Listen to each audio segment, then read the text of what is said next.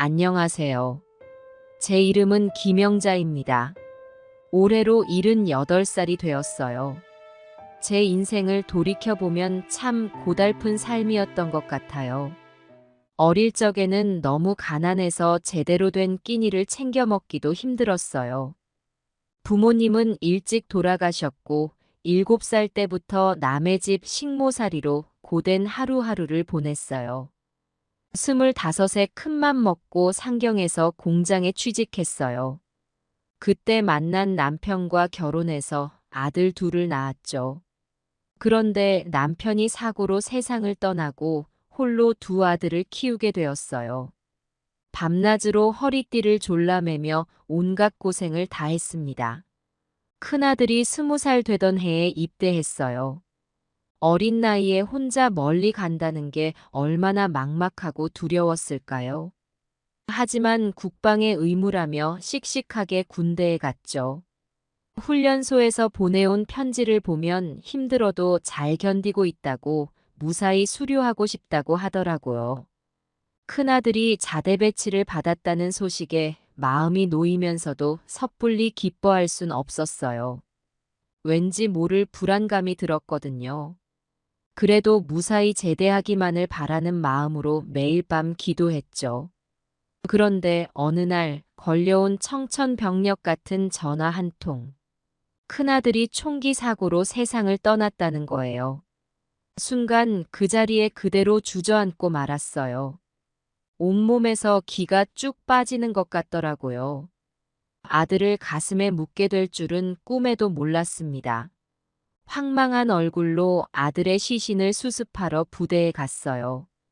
평소 씩씩하고 밝았던 아들의 모습은 온데간데 없고 싸늘한 주검만이 남아 있었죠. 군복 차림의 죽은 아들을 보는 순간 눈물이 철철 흘러내렸어요. 엄마가 지켜주지 못해서 미안하다며 목 놓아 울었습니다. 아들의 빈소에는 젊은 전우들의 눈물이 끊이질 않았어요. 모두가 안타까워하고 슬퍼했죠. 남편 잃은 슬픔을 겪어본 저로서는 그 심정이 너무도 절실히 느껴졌습니다. 화장을 마치고 아들의 유골함을 품에 안은 채 터덜터덜 걸어 나오는데 이게 과연 현실일까 싶더라고요. 한참을 멍하니 앉아 있다가 아들아, 이제 넌 하늘나라에서 아빠 만나 행복하게 지내야 한다며 작별의 말을 건넸죠. 그때의 그 절망과 좌절은 말로 다 할 수가 없었어요.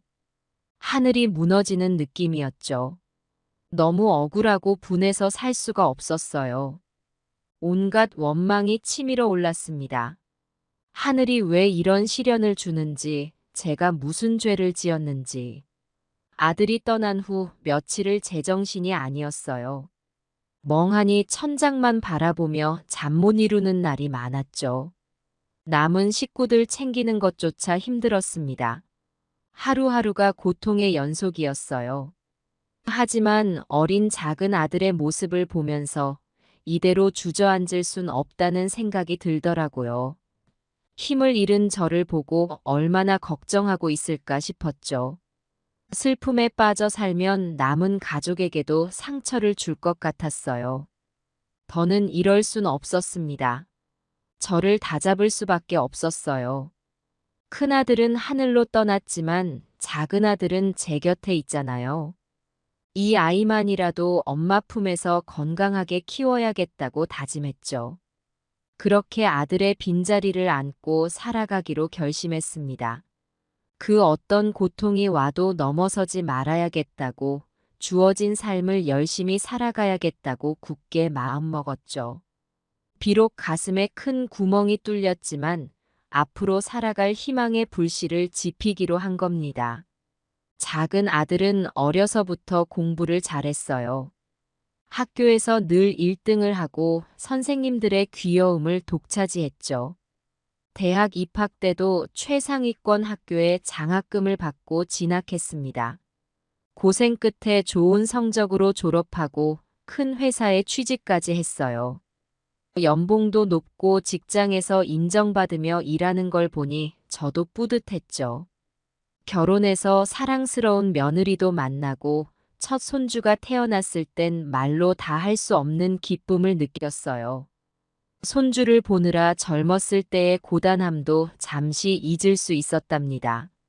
그런데 아들 내외가 일이 바빠 손주를 맡길 곳이 마땅치 않다며 제게 키워달라 부탁하더라고요. 저는 한치의 망설임도 없이 손주를 맡겠다고 했죠. 아이를 돌보는 게 힘에 부칠 나이였지만 최선을 다해 키우리라 다짐했습니다. 첫 손주를 품에 안던 그때가 눈에 선해요. 새벽까지 우는 아기를 달래고 기저귀를 갈아주고 아플 때 병원에 데려가고 젊은 엄마가 겪을 육아의 고충을 고스란히 겪었죠. 하지만 손주의 귀여운 모습에 그 모든 게 녹아내렸어요. 어느새 첫 손주는 초등학교에 들어가고 둘째 손주까지 생겼어요. 연로한 나이에 어린 손주 둘을 동시에 돌보는 일이 결코 쉽지만은 않았죠. 잠을 제대로 못 자고 허리도 잔뜩 굽어졌어요. 하지만 손주들의 제잘거림과 해맑은 미소를 보면 피로가 싹 가셨답니다. 손주들은 정말 제 삶의 낙이자 버팀목이 되어 주었어요. 힘든 시기마다 손주들과 함께 지냈던 시간들이 머릿속을 스쳐 지나갔죠. 아이들과 함께 뛰어놀던 일, 동화책을 읽어주던 일, 맛있는 음식을 해주던 일까지. 추억의 파편들이 주마등처럼 스쳐 지나갔습니다. 그런데 얼마 전 아들 내외가 불쑥 찾아와 큰일이 생겼다고 하더라고요. 며느리가 오열하며 아들이 회사 돈을 횡령했다는 이야기를 꺼냈을 때 귀를 의심했어요. 착하고 성실한 아들이 그런 죄를 저지를 리가 없는데 말이죠. 아들은 고개를 떨구고 흐느끼기만 했어요. 억울한 누명이라며 누군가 자신에게 빚을 뒤집어 씌웠다고 변명했죠. 하지만 회사에서는 용서할 수 없다며 고소를 진행한다 했어요. 결국 이대로 가면 아들이 감옥에 가게 생겼다는 거예요. 그 말을 듣는 순간 하늘이 노래졌어요. 한평생을 고생해서 가까스로 가족이 행복해질 줄 알았는데 순식간에 모든 게 무너질 위기에 처한 겁니다. 큰아들을 잃은 슬픔이 채 가시기도 전에 또다시 엄청난 시련이 찾아온 거죠. 눈앞이 캄캄해졌어요. 이제 막 인생의 희망을 되찾았다 생각했는데 다시금 깊은 수렁으로 빠져드는 것만 같았죠. 남편을 여의고 아들을 잃고 그 아픔을 간신히 견디며 살아왔건만. 하늘이 왜 저에게 이런 고통을 내리는지 알 수가 없었습니다. 며칠을 뜬 눈으로 지새웠어요. 밤새 뒤척이다 새벽녘에야 잠이 들곤 했죠. 아들이 감옥에 가면 손주들은 어떻게 될까? 며느리는 아이들을 데리고 집을 나간다는데 우리 가족은 어찌 되는 걸까? 머릿속이 복잡하고 온몸에 맥이 풀리는 것 같았어요. 며칠 후 아들이 저를 찾아왔어요. 전보다 더 축 처진 어깨, 거칠어진 수염, 벌겋게 충혈된 눈. 누가 봐도 심각한 상황임을 알 수 있었죠. 엄마, 제발 도와주세요. 이 아들이 무릎 꿇고 빕니다. 아들이 제 앞에 털썩 주저앉더니 엉엉 소리 내어 울기 시작했어요. 한참을 진정시킨 끝에 아들은 숨을 헐떡이며 이야기하기 시작했어요. 아내는 내가 수감되면 아이들을 데리고 집을 나가겠다고 해요. 엄마, 제발 우리 가족이 뿔뿔이 흩어지는 걸 막아주세요. 순간 머리가 핑 도는 것 같았어요. 지금 내 귀가 잘못 들은 게 아닐까 싶었죠. 정직하고 성실한 우리 아들이 남의 돈을 착복하는 범죄를 저질렀다니. 도무지 믿기지 않았습니다. 그게 무슨 말도 안 되는 소리니? 너가 그런 잘못된 짓을 할 리가 없잖아.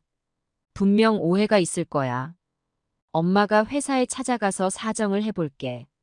하지만 아들은 고개를 젓더니 또다시 오열하기 시작했어요. 눈물로 범벅이 된 얼굴로 절규하듯 말했죠. 제발 엄마 집이라도 팔아서 빚을 갚게 해주세요.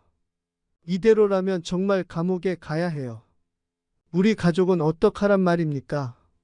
아내는 내가 수감되는 날 아이들을 데리고 떠나겠대요. 엄마 부탁이에요. 우리 식구가 흩어지는 걸 막아주세요. 아들이 완전히 무너져 내리듯 제 무릎을 부여잡고 매달렸어요. 목매어 흐느끼는 아들을 보자니 저도 모르게 눈물이 왈칵 쏟아지더라고요. 내 소중한 자식이 이렇게 비참해질 줄이야. 가슴이 미어지면서도 필사적으로 머리를 굴렸어요. 어떻게 해야 아들과 며느리, 그리고 손주들이 함께 살 수 있을까? 방법을 찾아야만 했죠. 그런데 현실은 냉정했어요. 빚더미에 올라앉은 아들로서는 선택의 여지가 없었던 거죠. 설사 감옥에 가지 않는다 해도 가족을 부양할 능력이 없으니 며느리가 떠나가겠다는 건 어쩔 수 없는 일이었어요.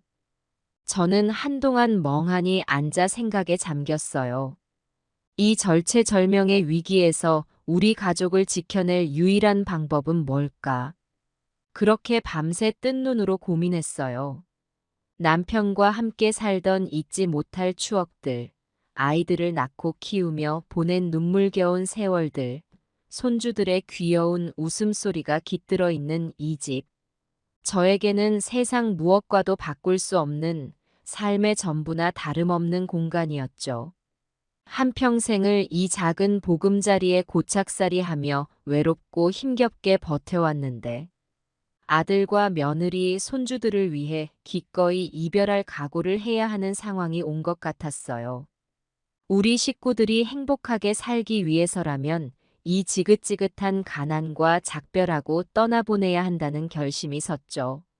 많이 망설여졌어요.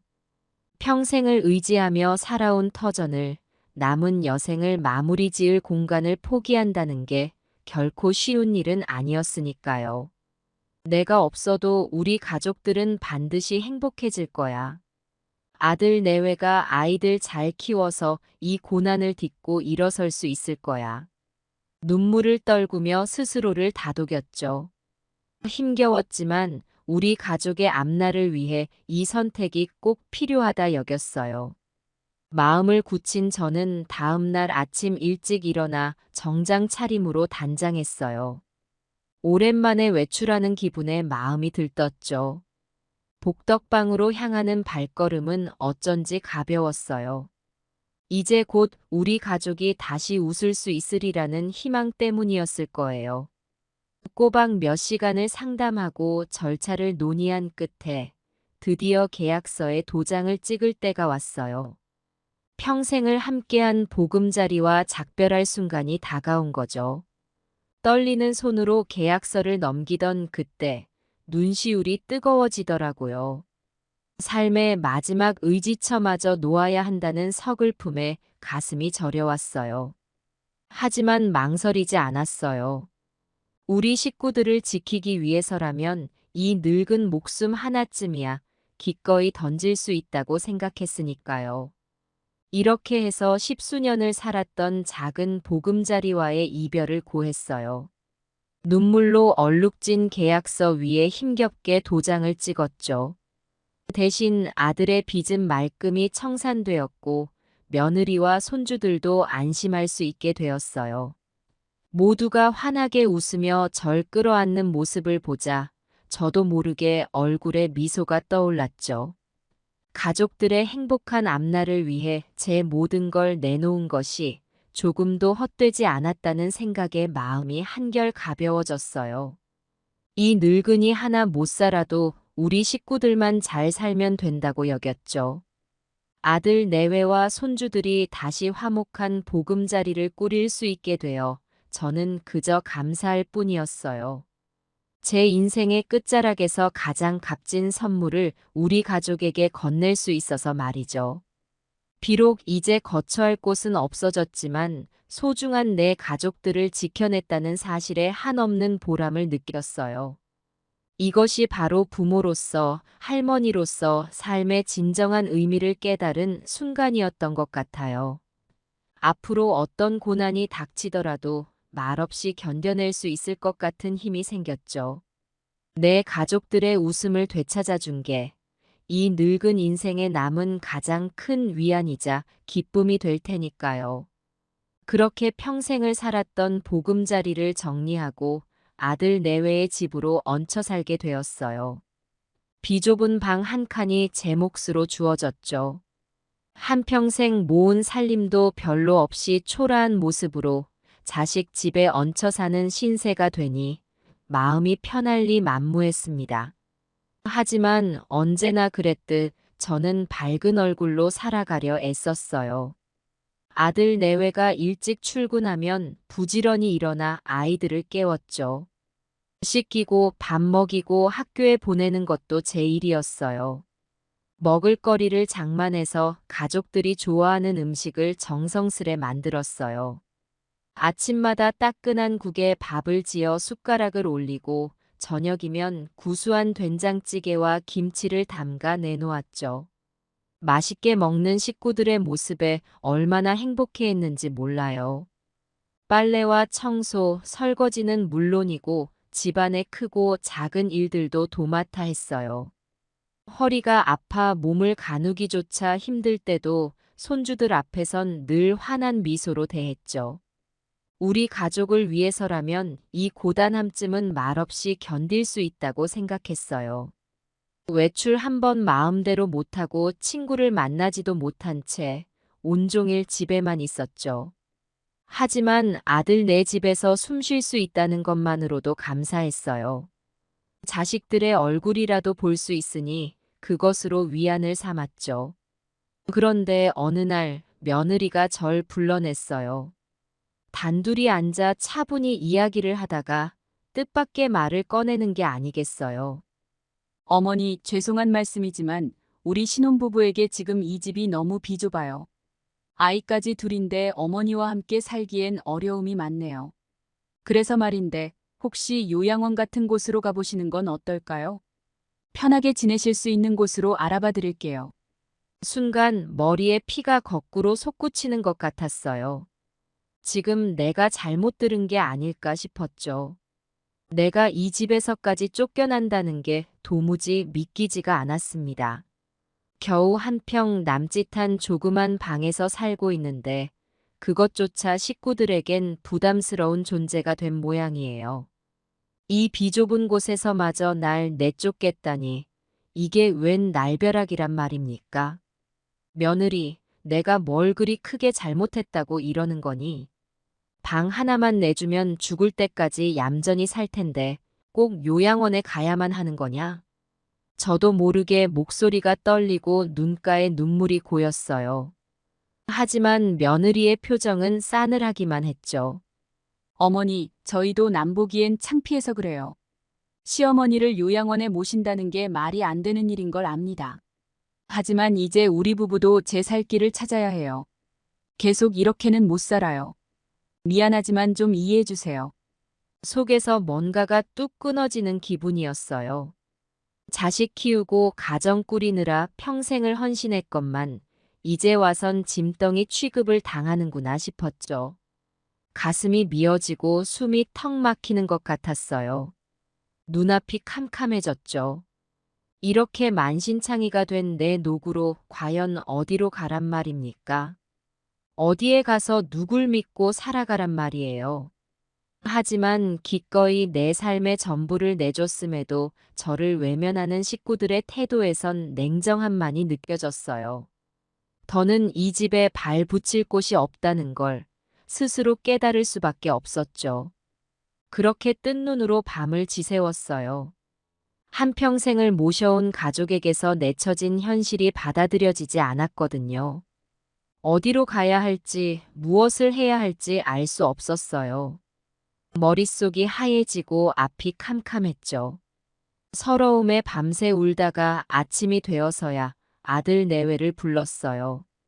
마음을 가다듬고 최대한 담담하게 말하려 했지만 목소리는 이미 떨리고 있었죠.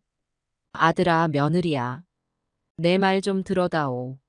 나는 이 집을 떠날 수 없단다. 나는 갈 곳이 없어. 숨을 깊이 들이마시고 계속 말을 이었어요. 너희들 곁에서 살면서 손주들 얼굴이라도 보는 게 내겐 큰 위안이 된단다. 이 늙은이에게 그것만이라도 허락해 주렴. 부디 날 내치지 말고 함께 살게 해다오. 무릎을 꿇고 사정하다시피 하며 애원했어요. 하지만 아들 내외의 표정은 싸늘하기만 했죠. 어머니, 저희 마음도 편치 않습니다. 하지만 지금 우리 가족에겐 어머니와 함께 살아갈 여력이 없어요. 제발 이해해 주시고 요양원으로 가주세요. 어머니가 계시지 않아야 이 집에 평화가 올 것 같습니다. 며느리의 냉정한 한마디에 천지가 캄캄해지는 것 같았어요. 아들은 쳐다보지도 않은 채 고개를 떨구고 있었죠. 이렇게 만신창이가 된 내 노구로 갈 곳이 없으니 얼마나 막막하고 절망스러웠는지 몰라요. 눈앞이 흐려지고 다리에 힘이 풀려 그 자리에 주저앉고 싶었죠. 하지만 이미 결심한 식구들을 설득할 수 없다는 걸 깨달았어요. 더는 매달려봤자 소용없다는 걸 알았죠. 이 집엔 내가 발붙일 곳이 없었어요. 그래서 떨리는 손으로 짐을 꾸렸습니다. 눈물로 범벅이 된 얼굴로 아들 내외를 마주한 채 천천히 옷가지와 약간의 살림을 챙겼어요. 아이들과 작별 인사도 나누지 못한 채 황망히 짐을 들고 집을 나섰죠. 마지막으로 현관문을 나서는데 그간의 기억들이 영화처럼 주마등을 이뤘어요. 아이들 낳고 키우며 고생했던 순간들, 남편과 행복했던 시절들, 그리고 이 집에서 보낸 모든 세월들이 눈앞을 스쳐 지나갔죠. 가슴이 먹먹해지면서 눈물이 왈칵 쏟아졌어요. 이렇게 허망하게 떠나야 한다는 사실이 받아들여지지 않았어요. 한평생 모셔온 가족에게 버림받은 서글픈 현실이 믿기지 않았죠. 주저앉아 통곡하고 싶은 심정이었어요. 하지만 이미 엎질러진 물이었죠. 이 굴곡진 인생에서 이 고비마저 혼자 헤쳐나가야 함을 깨달았어요. 떨어질 듯한 다리를 이끌고 터벅터벅 발걸음을 옮기기 시작했죠. 쓸쓸히 길을 나서는데 문득 남편과 큰아들 생각이 났어요. 이승을 떠난 그들이 지금 이 광경을 본다면 무척 가슴 아파할 거예요. 가족에게 내친 이 늙은이의 신세를 보며 통곡할 거라는 생각에 더욱 서러워졌어요. 길을 걷는데 자꾸만 눈물이 흘렀어요. 이제 갈 곳이라곤 친정 언니네 집밖에 없었죠. 다행히 언니는 홀로 살고 있어서 잠시나마 신세를 지겠다고 했죠. 천천히 언니 집을 향해 발걸음을 옮기는데 인생의 끝자락에서 이렇게 초라하고 쓸쓸한 제 모습이 스스로도 한심하게 느껴졌어요. 내가 뭘 그리 잘못했던가. 가진 것 다 바쳐 가족을 위해 살았건만 이게 무슨 팔자란 말인가. 너무도 비참하고 억울한 심정에 터져나오는 흐느낌을 삼키며 터덜터덜 언니 집에 도착했죠. 현관문을 노크하는데 손이 덜덜 떨렸어요. 언니, 나야.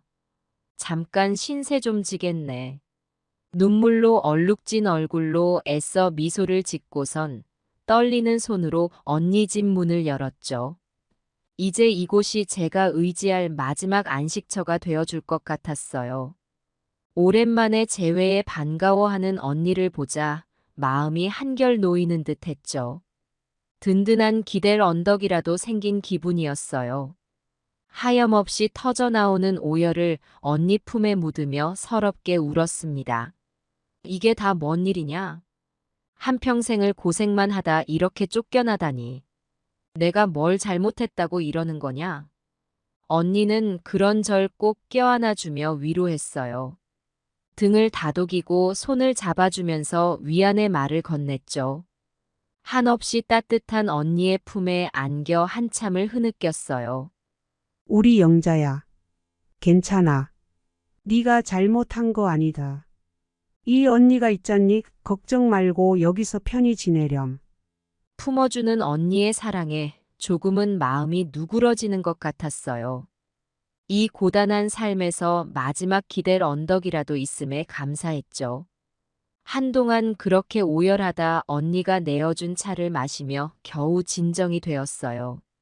앞으로의 계획을 함께 이야기하는데 문득 또다시 가족들 생각이 났습니다. 제가 이렇게 쫓겨나온 후로도 그들의 행복만을 빌고 있었죠. 손주들 얼굴이라도 가끔씩 보면서 남은 여생을 이렇게 언니와 함께 보내야겠다고 생각했어요. 그렇게 마음먹으니 언니 집에서 새 삶을 시작할 희망이 생기는 것 같았습니다.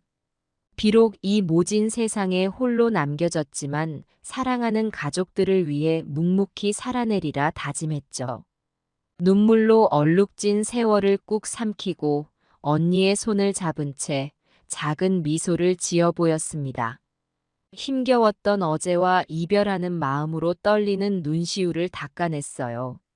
눈물로 밤을 지새우고 나니 어느덧 아침 해가 떠오르고 있었어요. 멍하니 창밖을 바라보다가 문득 정신이 들더라고요. 이대로 주저앉아 있을 순 없었어요. 당장 생활비라도 마련해야 했으니까요. 그래서 떨리는 다리로 일어나 밖으로 나갔어요. 일자리를 찾아 이곳저곳 발품을 팔았죠. 하지만 고된 세월의 흔적이 깊게 밴 이 늙은 여자를 써주는 곳은 없었어요. 얼굴을 내밀면 먼저 나이부터 물어보더라고요.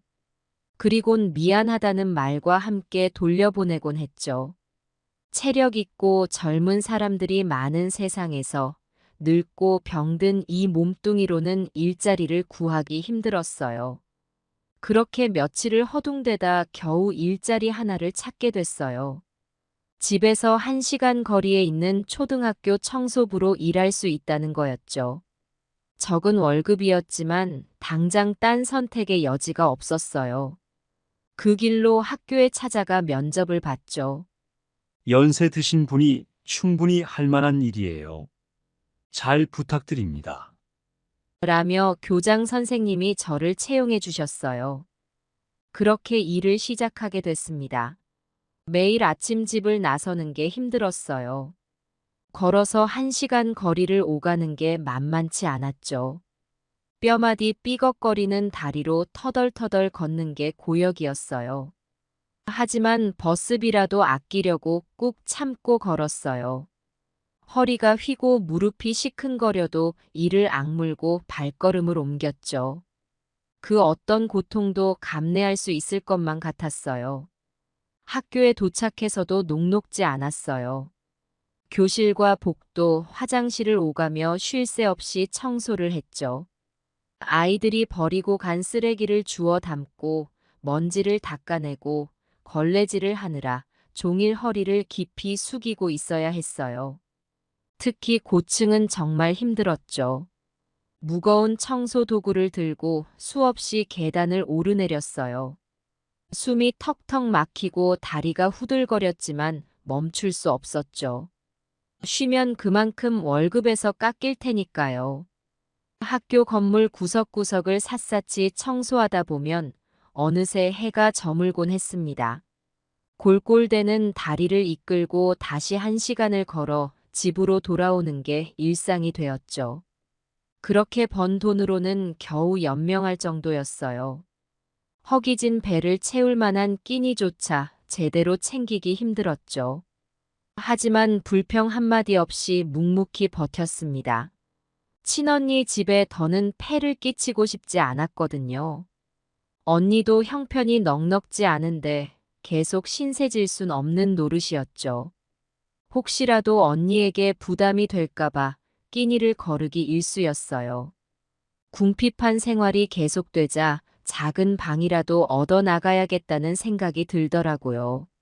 사골새방을 알아보기 시작했죠. 당장 보증금을 마련하긴 힘들었지만 조금씩 돈을 모으면 언젠가는 가능할 거라 믿었어요. 그렇게 틈틈이 방 구하는 게 취미가 되어버렸어요. 신문 광고란을 살피고 부동산을 찾아다니며 발품을 팔았죠.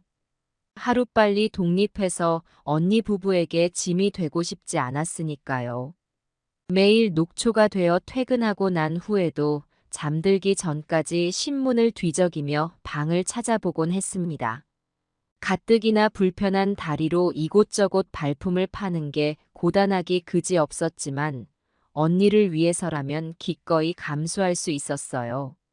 월급날이면 통장부터 확인했죠.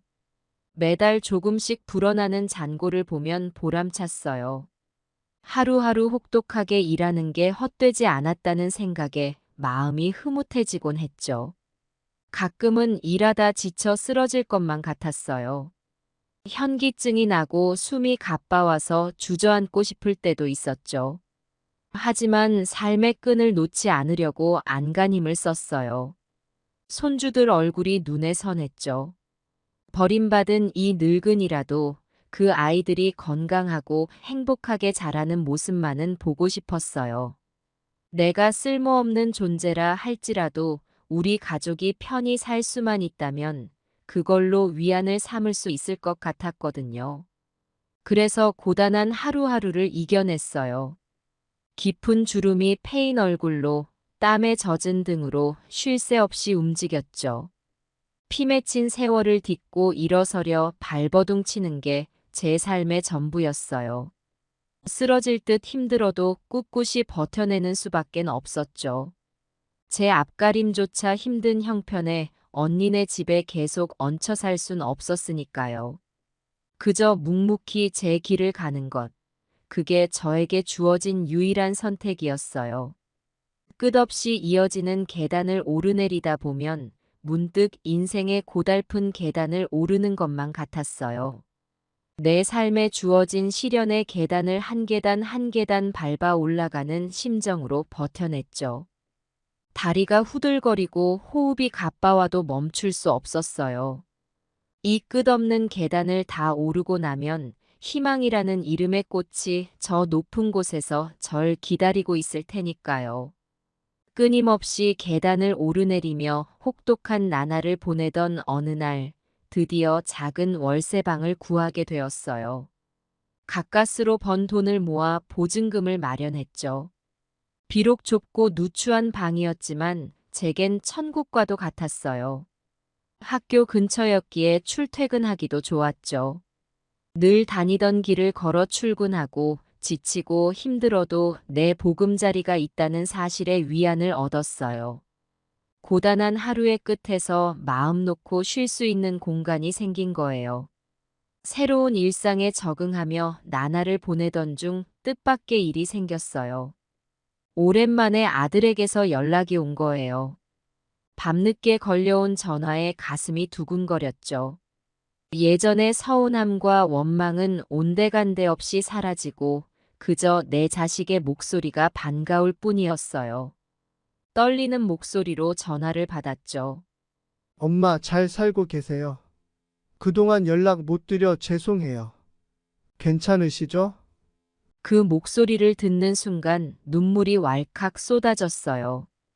버림받은 서러움에 가슴 아파하던 날들이 주마등처럼 스쳐 지나갔죠. 하지만 내 자식이 무사히 살아있다는 사실에 안도감이 밀려왔어요. 아들아, 엄마는 잘 살고 있어. 걱정 말고 너 살 길 찾아 열심히 살아. 목이 메어와 겨우 대답했어요. 한참을 흐느끼다 겨우 진정한 뒤 근황을 물었죠. 너는 잘 지내고 있니? 우리 며느리, 손주들은 어떠니? 다들 잘 지내고 있어요. 걱정 마세요. 저도 열심히 살고 있으니까요. 안부를 묻는 아들의 목소리에 왠지 모를 섭섭함이 들었지만 애써 눌렀어요. 내 자식을 원망할 순 없었으니까요. 그저 무탈하게 잘 살고 있다는 말에 감사할 뿐이었죠. 그렇게 안부를 주고받던 아들이 말을 이었어요. 엄마, 제가 오늘 시간 되거든 찾아뵙고 싶어요. 괜찮으시겠어요? 순간 심장이 두근거렸어요. 그렇게 기다리던 내 자식을 볼 수 있다니. 너무 기뻐서 어쩔 줄 몰랐죠. 그래, 꼭 와라. 엄마가 맛있는 거 해줄게. 어서 오렴. 그렇게 약속을 잡고 전화를 끊었어요. 설레는 마음에 부랴부랴 장을 보러 나갔죠. 아들이 좋아하는 음식을 만들어 대접하고 싶었거든요. 정성스레 음식을 만들고 아들을 기다렸어요. 왠지 초조하고 긴장되는 마음에 집안을 서성였죠. 1시간쯤 지났을까 초인종 소리가 들리더니 현관문이 열렸어요. 까만 얼굴에 수척해진 모습이었지만 분명 제 아들이었어요. 서로를 말없이 바라보다가 그대로 끌어안았죠. 목이 메어와 한참을 흐느꼈어요. 엄마, 정말 오랜만이에요. 보고 싶었어요. 얼마나 힘들었니? 엄마가 못난 엄마라서 미안하다. 오랜만에 재회에 그저 눈물만 흘렸죠. 한동안 서로를 꼭 끌어안은 채 서 있었어요. 세상 그 어떤 포옹보다 따뜻하고 정겨운 시간이었어요. 가까스로 진정한 뒤에야 식탁에 마주 앉았어요. 정성스레 차린 밥상을 보며 아들이 눈시울을 붉혔죠. 엄마, 그동안 고생 많으셨어요. 자식 노릇 제대로 못해드려 죄송해요. 정신없이 살다 보니 안쓰러운 마음에 손을 꼭 잡아주며 위로했어요. 괜찮다, 엄마는 이해한다. 너희들 먹고 살기도 힘들었을 텐데 어쩔 수 없지. 그래도 이렇게 찾아와줘서 고맙구나. 담담히 말했지만 눈가에 눈물이 맺혔어요. 돌이켜보면 원망스러울 법도 한데 내 자식 앞에선 그저 사랑과 연민만이 남더라고요. 그렇게 밥을 먹으며 안부를 묻던 아들이 조심스레 입을 열었어요. 엄마, 지금 일은 어떻게 하고 계세요? 생활은 어떠세요? 순간 울컥 치밀어 오르는 서러움을 꾹 참았어요. 쓸쓸하고 고단한 제 삶을 내 자식에게 어찌 말할 수 있을까요? 괜한 걱정만 끼칠 것 같았죠. 엄마는 잘 지내고 있어. 근처 학교에서 청소 일을 하고 있지. 덕분에 작은 집도 얻고 생활비도 벌 수 있어서 다행이란다.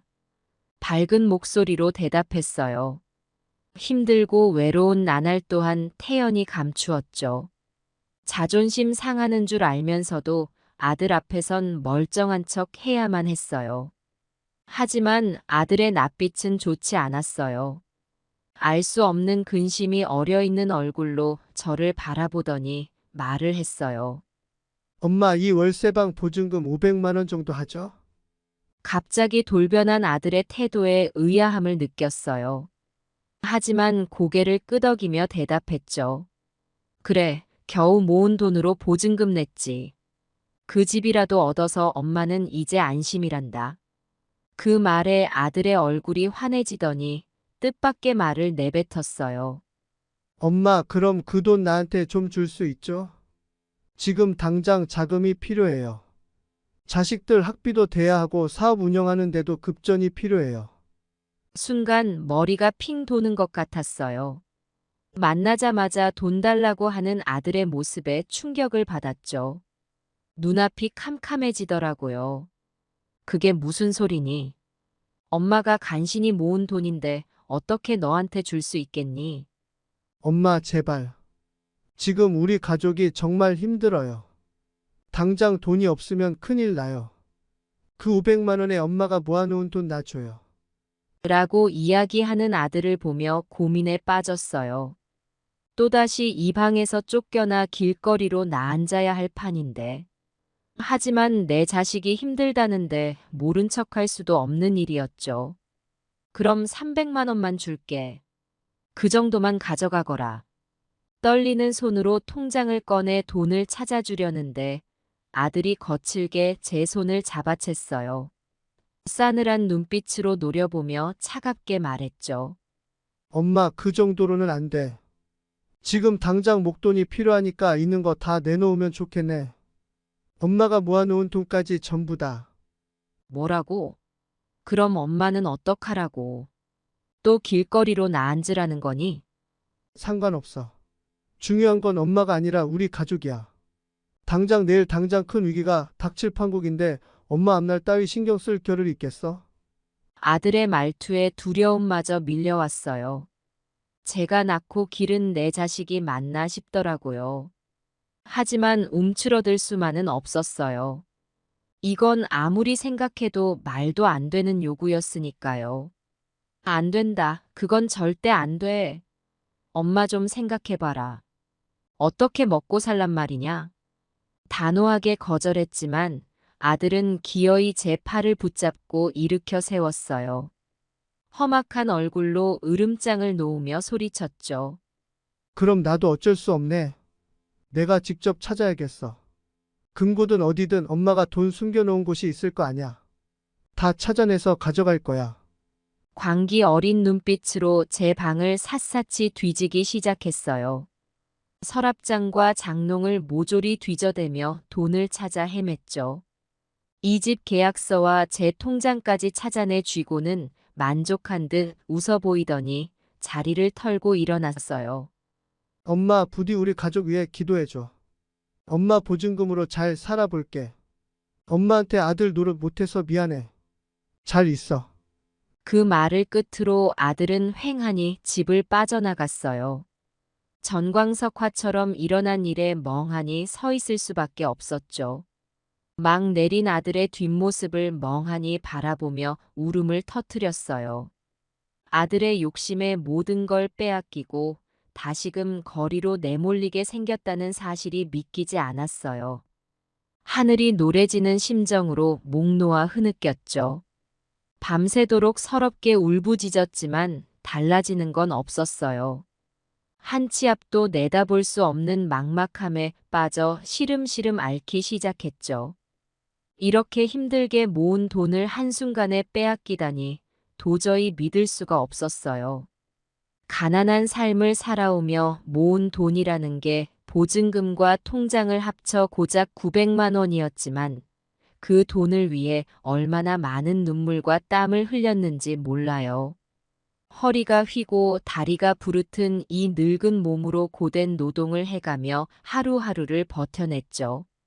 그 피 맺힌 돈을 하필 내 친아들이 홀랑 가져갔다는 사실이 너무 억울하고 분해서 견딜 수가 없었어요.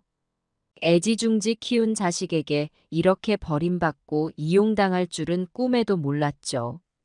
눈앞이 캄캄해지고 숨이 막혀왔어요. 겨우 얻은 내 보금자리마저 잃게 생겼으니 이 고통을 어찌 감당해야 할지 알 수가 없었죠. 앞으로 어떻게 살아가야 할지 한치 앞도 내다볼 수 없는 막막함에 사로잡혔어요. 또다시 길거리를 전전하며 떠돌아다녀야 한다는 사실이 끔찍하게만 느껴졌어요. 쓸쓸하고 고단한 하루하루가 지겹도록 이어질 것만 같았어요. 누구 하나 기댈 곳 없는 외로운 늙은이의 신세가 비참하기 그지없었습니다. 하염없이 눈물만 쏟아냈지만 세상은 냉정하기만 했어요. 자식에게 모든 걸 빼앗기고 거리로 내몰리는 불쌍한 늙은이 신세에 동정 따윈 없었죠. 하늘마저 외면한 듯 음산한 먹구름만 끼어 있었어요.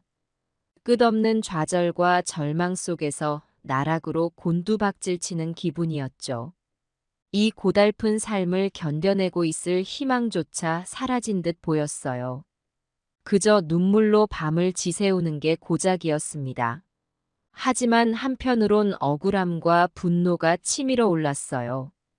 이 늙은 엄마를 길거리로 내몰아도 개의치 않는 내 자식에 대한 원망이 샘솟았죠. 피 같은 정성으로 키워낸 내 자식이 날 이렇게 짓밟는다는 사실이 도저히 용납할 수 없었어요. 이러다간 또다시 집을 빼앗겨 거리를 떠돌 수밖에 없겠구나. 문득 그런 생각이 스쳐 지나갔어요. 간신히 마련한 이 보금자리마저 잃을 순 없다는 마음이 간절해졌죠. 아무리 내 자식이라도 이건 용서할 수 없는 짓이었으니까요. 울음을 그치고 이를 악물었어요. 아들에게 빼앗긴 제 당당한 권리를 되찾기 위해서라도 싸워야만 했죠. 더는 이 굴욕과 절망을 견딜 수 없었으니까요. 비틀거리는 다리로 일어나 경찰서로 향했어요. 가는 발걸음이 천근만근이었지만 한 걸음 한 걸음 내디뎠죠. 아들을 고발하는 일이 너무 괴로웠지만 제 정당한 권리를 지키기 위해 어쩔 수 없는 선택이었어요. 경찰서에 도착해 사정을 말했어요. 목이 메어오는 심정으로 아들의 만행을 털어놓았죠. 그동안 있었던 아들과의 이야기, 그리고 또다시 저의 피 같은 돈을 송두리째 빼앗아간 일까지 샅샅이 고했어요. 억장이 무너지는 심정이었지만 꿋꿋이 버텼어요. 이제 와서 물러설 순 없었으니까요. 아들이라는 이유로 이 비열한 행위를 용서할 순 없다고 생각했죠. 다행히 경찰은 절 위로하며 빠른 조치를 취해주겠다 약속했어요. 아들을 설득해 돈을 돌려받거나 그게 안 되면 법적 절차를 밟겠노라 했죠. 처음으로 내 편이 되어주는 이가 생긴 것 같아 눈시울이 뜨거워졌어요. 한참을 오열하다 겨우 몸을 일으켰어요. 비록 지금은 막막하고 고통스럽지만 포기하지 말아야겠다고 다짐했죠. 내 손으로 악착같이 지켜낸 이 작은 보금자리를 절대 빼앗기지 않으리라 마음먹었어요. 언젠가 진실이 밝혀지고 정의가 실현되리라 믿으며 힘겹게 발걸음을 내디뎠습니다. 흐르는 눈물을 닦아내며 이 고난마저 견뎌내리라 스스로를 위로했어요. 제 곁을 떠난 자식을 원망하기보단 묵묵히 제 삶을 개척해 나가는 게 맞다 여겼죠. 비록 혼자 남겨졌지만 이 험난한 세상을 당당히 헤쳐나가리라 결심한 순간이었습니다. 다음 날 이른 아침 경찰서에서 걸려온 한 통의 전화가 저를 깨웠어요. 심장이 쿵쾅거리며 수화기를 들었죠. 아들에 대한 소식이길 간절히 바라면서 여보세요. 김영자님 되시죠? 어제 신고하신 사건 관련해서 연락드렸습니다. 범인으로 지목하신 김철수 씨를 긴급 체포했습니다. 금일 중으로 조사할 예정이니 경찰서로 와주시기 바랍니다. 그 말을 듣는 순간 안도의 한숨이 터져 나왔어요. 눈물이 왈칵 쏟아졌죠. 드디어 제 억울함을 풀 기회가 온 것 같았거든요. 덜덜 떨리는 목소리로 대답했어요. 정말 감사합니다, 경감님. 곧장 달려가겠습니다. 전화를 끊고 황급히 옷을 갈아입었어요. 아들을 직접 마주할 생각에 두려웠지만 이 상황을 반드시 마무리 지어야겠다는 결의가 섰죠. 천천히 경찰서로 향하는 내내 머릿속이 복잡했어요. 철부지 때 낳아 지푸라기라도 잡는 심정으로 애지중지 키워낸 내 자식이 이렇게 비참한 최후를 맞이할 거라곤 상상도 못했거든요. 하지만 마음 깊은 곳엔 단호함이 깃들어 있었어요. 내 자식이라도 잘못된 행동엔 반드시 책임을 물어야 한다고 생각했죠. 법 앞에 만인이 평등하듯 자식이라고 해서 예외일 순 없었으니까요. 떨리는 다리로 경찰서에 도착했어요. 아들과 마주할 생각에 숨이 턱 막혔지만 꿋꿋이 견뎌냈죠. 취조실 문을 열고 들어서자 고개를 푹 숙인 채 앉아있는 아들의 모습이 보였어요. 순간 눈물이 왈칵 쏟아질 뻔했어요. 비참하고 초라한 모습으로 풀이 죽어있는 내 자식을 보자니 가슴이 미어졌거든요. 하지만 이내 다잡은 마음으로 그를 노려봤어요. 아들은 천천히 고개를 들었죠. 충혈된 눈으로 절 바라보더니 처연한 목소리로 중얼거렸어요. 엄마, 죄송해요. 용서해 주세요. 차가운 벽에 부딪힌 듯한 느낌이었어요. 뻔뻔스럽게 용서를 구하는 그 태도에 분노가 치밀어 올랐죠. 한심하다는 듯 쓴웃음을 지으며 말했어요. 이제 와서 그게 무슨 소용이냐? 내 피같이 모은 돈을 가로챈 주제에 부끄러운 줄도 모르고. 목이 메어와 더 말을 잇지 못했어요. 몇 번이고 심호흡을 해서야 겨우 진정이 되더라고요. 차분한 어조로 그에게 선언했죠. 내 입으로 하기 괴롭지만 난 너를 절도범으로 고소할 거다. 엄마 등쳐먹은 죄로 법의 심판을 받아야 마땅해. 아들의 얼굴에 참담함이 스쳐 지나갔어요. 형편없이 구겨진 얼굴로 애원하듯 중얼거렸죠. 엄마, 제발 그러지 마세요. 감옥에 가면 우리 가족은 어떡합니까? 이 아들이 잘못했어요. 다시는 안 그러겠습니다. 가족 생각은 내 돈 훔칠 때는 안 했냐? 너 같은 자식 둔 게 내 잘못이다. 이젠 너한테 미련 없어. 내 손으로 감옥에 쳐넣고 말 테니 똑바로 살아보려무나. 이를 악물고 모진 말을 쏟아냈어요. 더는 그를 내 자식으로 여길 수 없었죠. 아무리 내 골육이라도 이런 폐륜아와 인연을 끊는 게 마땅하다 여겼으니까요. 아들은 절규하듯 오열했지만 저는 눈 하나 깜짝하지 않았어요. 경찰관들의 제지로 질질 끌려나가는 뒷모습을 보며 냉담하게 돌아섰죠. 잘 가거라, 김철수. 넌 이미 내 자식이 아니다. 마음속으로 작별 인사를 건넸어요. 눈물 한 방울 흘리지 않은 채 쓸쓸히 경찰서를 빠져나왔죠. 그로부터 며칠 후 아들에 대한 재판이 열렸어요. 저는 법정의 증인으로 섰죠. 떨리는 목소리로 그간의 사정을 낱낱이 털어놨어요. 판사는 아들의 만행을 꾸짖으며 처벌을 내렸어요. 징역 2년을 선고받고 법정 구속되는 아들의 모습을 보며 저도 모르게 눈물이 왈칵 쏟아졌어요. 아들은 고개를 숙인 채 교도관에게 끌려갔죠. 떠밀려 나가면서도 절 향해 애원의 눈빛을 보내는 걸 본 것 같았어요. 하지만 저는 외면했어요. 이제 그에 대한 미련은 눈곱만큼도 남아있지 않았으니까요. 한없이 구슬픈 심정이었지만 어쩔 수 없는 선택이었다고 스스로를 다독였죠. 지금도 아들 생각이 날 때면 아련해지는 건 사실이에요. 하지만 후회는 없어요. 자식을 법의 심판대에 세운 것은 부모로서 해야 할 마지막 도리였다고 생각하거든요. 언젠가 아들도 깨우치겠죠. 모진 세상을 살아가려면 철저한 자기 반성과 정직함이 필요하단 걸요. 저 또한 지난날의 과오를 되짚으며 앞으로 마주칠 고난에 맞설 준비를 하는 중이에요. 철없는 자식에 대한 원망 따위에 연연하진 않을 거예요. 이 모진 삶을 홀로 걸어가는 일만으로도 벅찰 테니까요. 가엾고 불쌍한 내 자식아.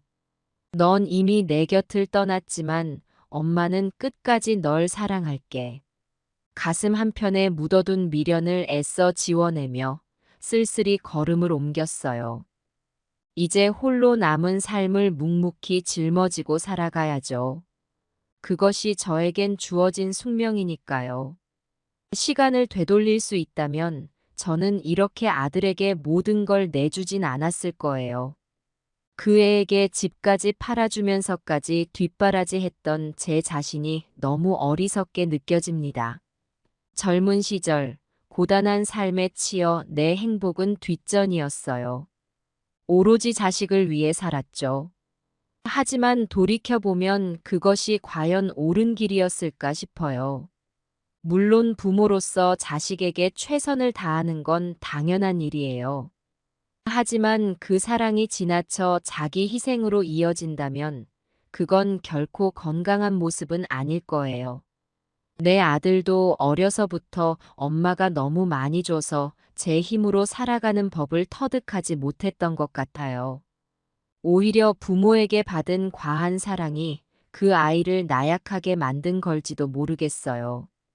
이제 와서 후회한들 무슨 소용이겠어요. 다만 여러분께 당부하고 싶어요. 자식이 있다면 적당한 사랑만 주라고요. 무조건적인 희생은 오히려 그 아이의 발목을 잡을 수 있어요. 무엇보다 자신의 삶을 가장 중요하게 여기셨으면 좋겠어요. 자식에게 모든 걸 바치는 것보다 건강한 부모로서 자기 인생을 개척해 나가는 모습을 보여주는 게 더 소중한 가르침이 될 거예요.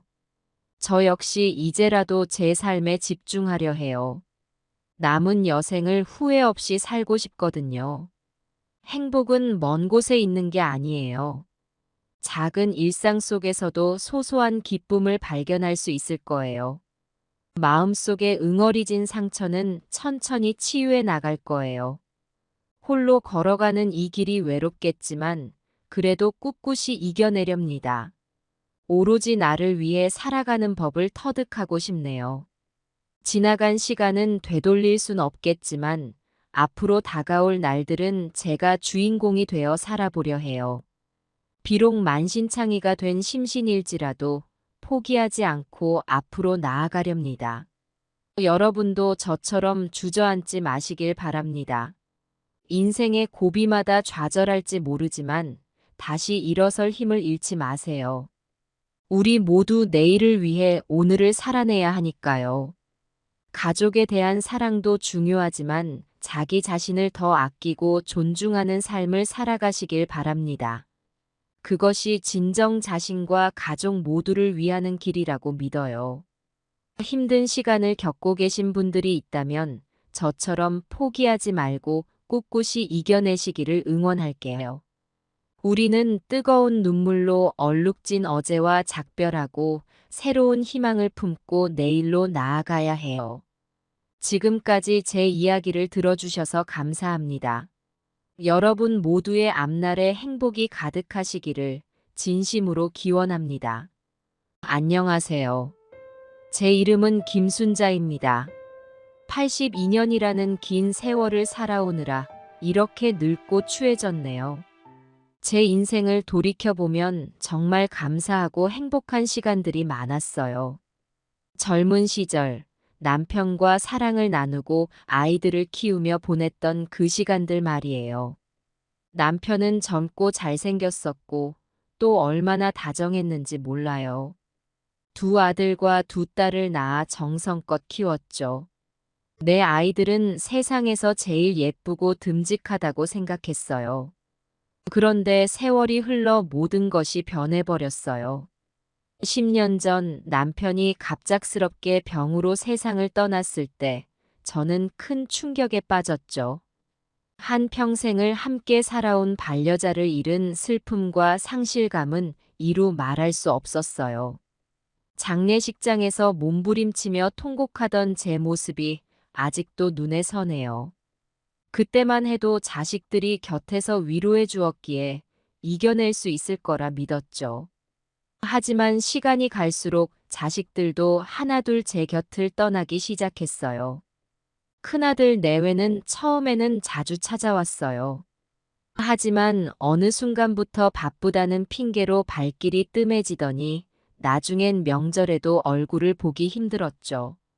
아들이 사업의 실패의 빚더미에 앉았다는 얘기를 전해 듣고는 온몸에 힘이 빠지는 것 같았어요.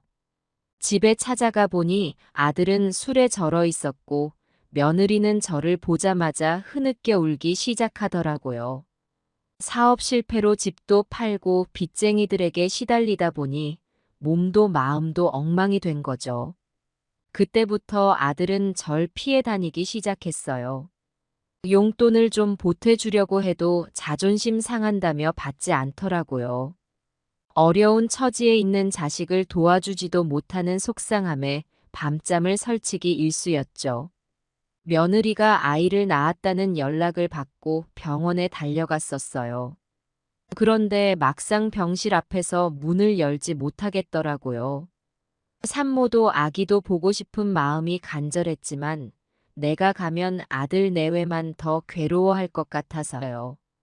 작은 아들은 어찌 지내는지조차 알 수가 없었어요. 집에 찾아가도 대답이 없고 전화해도 받지 않더라고요. 동네 사람들한테 자초지종을 들었죠. 도박에 빠져 빚을 지더니 끝내 집을 잃고 행방불명됐다는 거예요. 내 아들이 그렇게 될 줄은 꿈에도 몰랐어요. 강 건너 불구경하듯 바라만 봐야 하는 제 마음이 얼마나 애달프고 서러웠는지 몰라요. 아들이 어딘가에서 궁색하게 살고 있을 생각에 밥 한 끼 제대로 먹지 못했어요. 두 딸은 시집간 후로 연락조차 없었어요. 명절에 전화라도 한 통 해올까 싶어 내심 기다렸지만 돌아오는 건 적막한 침묵뿐이었죠. 큰딸은 경제적으로 어려운 살림에 치여 살고 있다는 걸 알고 있었어요. 사위가 몇 번이나 직장을 옮겨 다녔지만 쉽게 안정을 찾지 못하더라고요. 손주들 학비에 여기저기서 빌려 쓴 돈까지 겹치니 빚에 시달리는 모양이었죠. 작은 딸 사정도 크게 다르지 않았어요. 남편과 별거 중이라는 얘기를 전해 들었을 때는 청천벽력 같았어요. 사이가 좋지 않아 몇 번 싸우다가 급기야 서로 등을 돌리고 헤어졌다고 하더라고요. 작은 딸이 혼자 아이를 키우느라 너무 힘들어 한다고 들은 적이 있었죠. 엄마 노릇 제대로 못한 것 같아 마음이 무거웠어요. 이렇게 자식들의 안부조차 모른 채 홀로 남겨진 제 처지는 한없이 외롭고 막막하기만 했죠. 어느 날은 괴로운 마음의 딸에게 전화를 걸어봤어요. 오랜만에 목소리를 듣고 싶은 간절한 마음에서요. 그런데 딸이 전화를 받더니 먼저 전화했어야지. 왜 안 해? 엄마는 나 안 보고 싶어? 라고 하면서 딸이 섭섭해하는 거예요. 순간 머리가 띵했어요. 엄마가 보고 싶으면 딸이 먼저 찾아와야 하는 거 아닌가 싶었죠. 세상에 홀로 남겨진 어미 생각은 안 하고 자기 힘든 살림에만 파묻혀 사는 게 서운하고 원망스러웠어요. 자식들이 이렇게 변해버린 이유를 생각해보면 젊은 시절 내가 바쁘게 살면서 소홀했던 게 큰 것 같아요. 일하랴 살림하랴 눈코 뜰 새 없이 보냈던 세월. 하루하루가 전쟁 같았죠. 자식들 얼굴 제대로 볼 시간도 없었어요. 좋은 말 한마디 안아주는 것조차 힘들었죠. 그저 먹여 살리고 공부시키는 게 전부라고 생각했어요. 그런데 그게 잘못이었던 거예요. 사랑으로 감싸주고 때론 따끔하게 혼내주며 바른 길로 이끌어야 했는데 한 평생 뼈 빠지게 일만 하다가 막상 늙고 병들어 자식이 필요할 때는 내 곁을 떠나버린 거죠. 젊은 시절 내 욕심과 어리석음이 부메랑이 되어 돌아온 거예요. 하지만 이제 와서 후회한들 무슨 소용이겠어요. 세월은 흘러가 버렸고 지나간 삶은 돌이킬 수 없죠. 그저 마음 깊이 사무치는 후회와 자책감을 안고 살아갈 뿐이에요. 왜 그땐 몰랐을까요? 자식에겐 부모의 사랑과 관심이 그 무엇보다 소중하다는 걸. 내 잘못된 선택이 오늘의 이 쓸쓸한 말년을 만들었다는 걸 말이에요. 하루하루가 고달프고 외롭기만 했어요. 허름한 집에 앉아 창밖만 바라보며 자식들이 문 옆모습을 상상하곤 했었죠. 문 앞에 서서 환한 얼굴로 엄마 오랜만이에요. 라고 인사하는 모습이요. 하지만 그건 그저 상상일 뿐. 차가운 현실은 여전히 저를 외면한 채 흘러가고 있어요. 자식 키우는 일이 결코 쉽지 않다는 건 누구나 알고 있는 사실이에요. 젖먹이 때부터 유난히 많이 알았던 아이들을 돌보느라 밤낮으로 뛰어다녔던 기억이 아직도 생생해요. 밤중에 울음소리에 놀라 잠에서 깨어나 달래주고 병원 응급실을 수없이 오갔던 일들. 잠시도 눈을 붙일 수 없었죠. 그렇게 온 정성을 다해 보살피고 뒷바라지했던 세월이 주마등처럼 스쳐 지나가요. 그런데 정작 세월이 흘러 제가 늙고 병들어 누워있게 되었을 때 저를 돌봐줄 사람은 아무도 없었어요. 그토록 애지중지 키웠던 자식들마저도 내 곁을 떠나고 또 외면해 버리더군요. 병원에 입원해서 투병 생활을 하는 동안 면회 온 사람이 단 한 명도 없었어요. 쓸쓸한 병실에 홀로 누워 하염없이 창밖만 바라보며 시간을 보냈죠.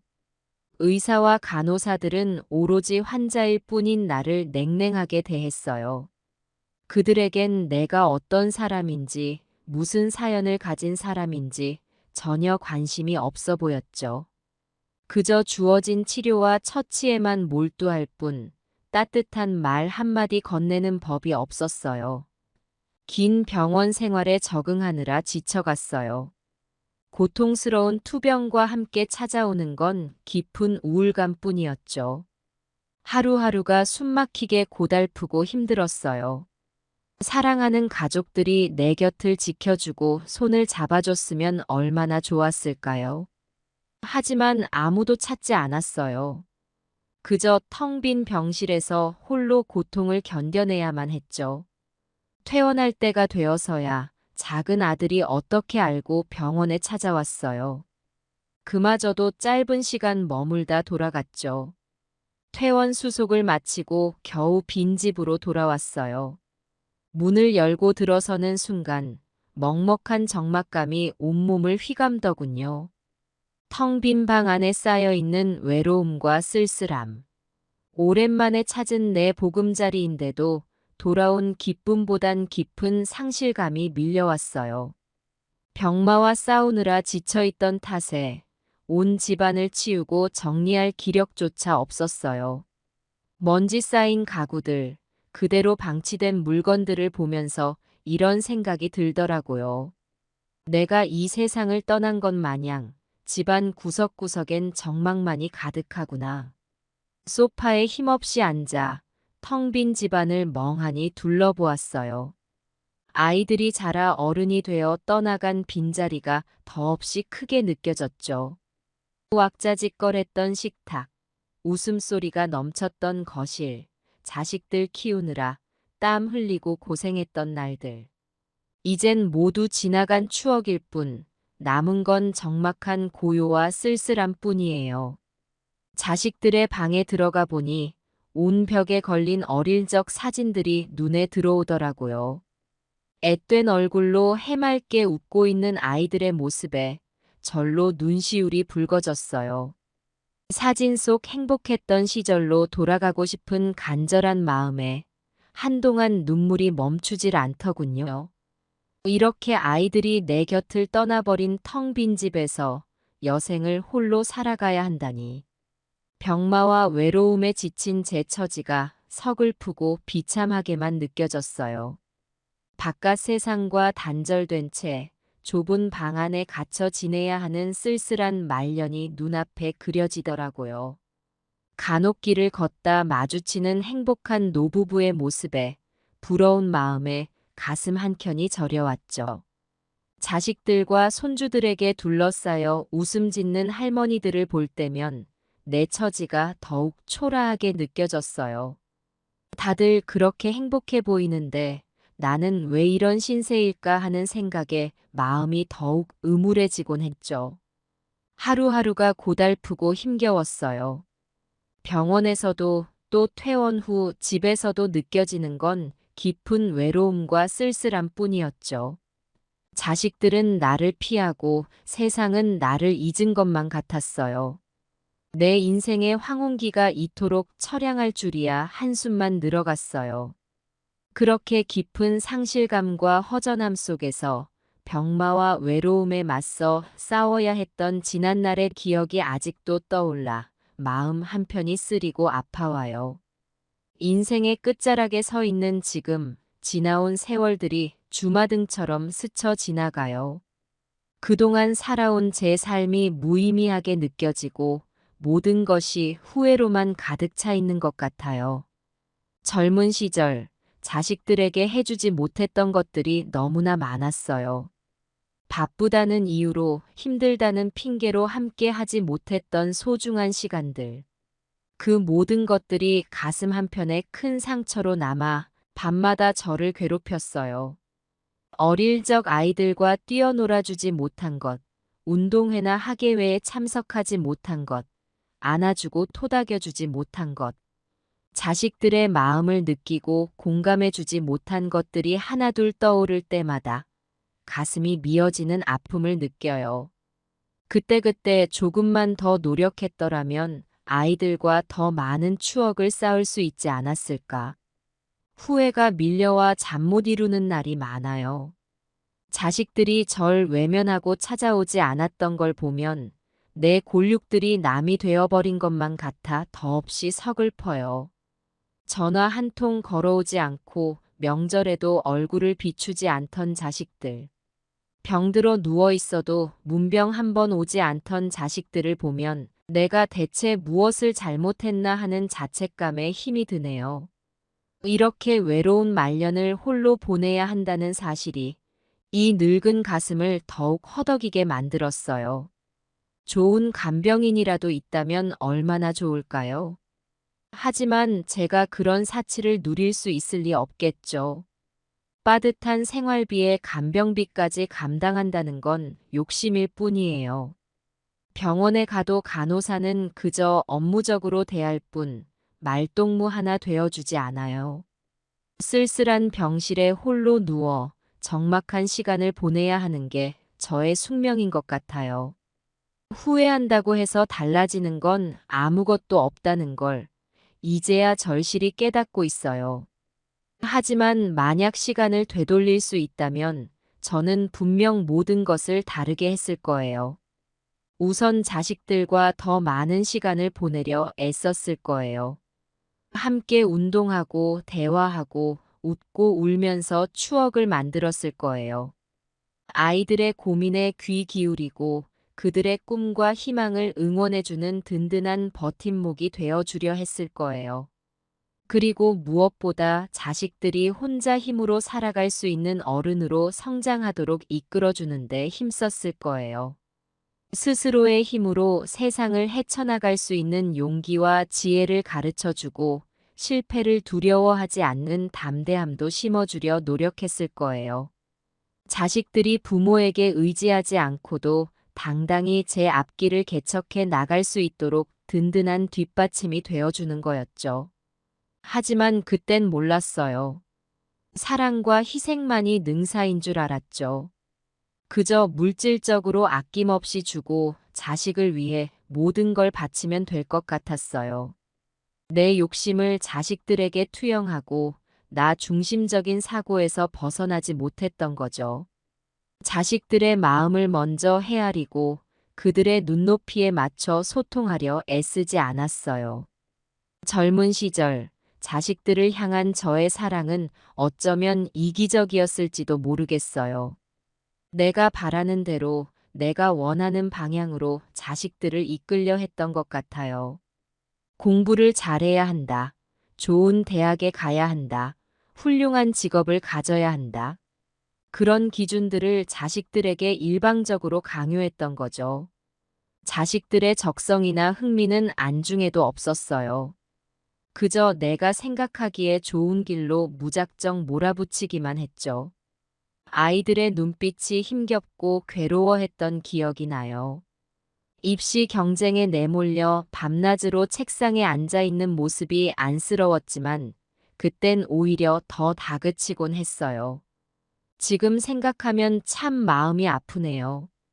또 자식들의 진로를 정할 때도 제 뜻대로 결정하려 들었어요. 아들에겐 의사가 되라 강요했고 딸에겐 교사가 되라 종용했죠.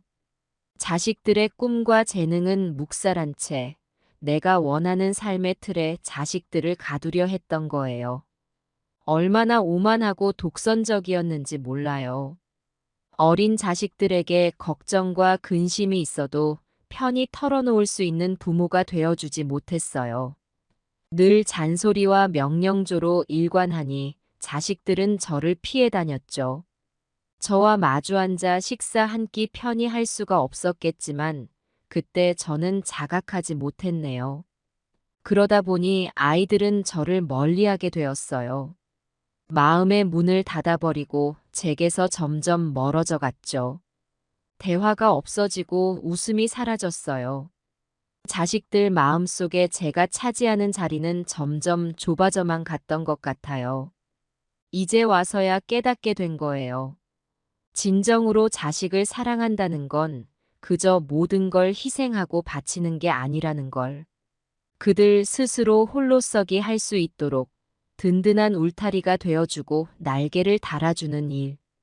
그것이야말로 부모가 자식에게 해줄 수 있는 최고의 사랑이라는 걸 말이에요.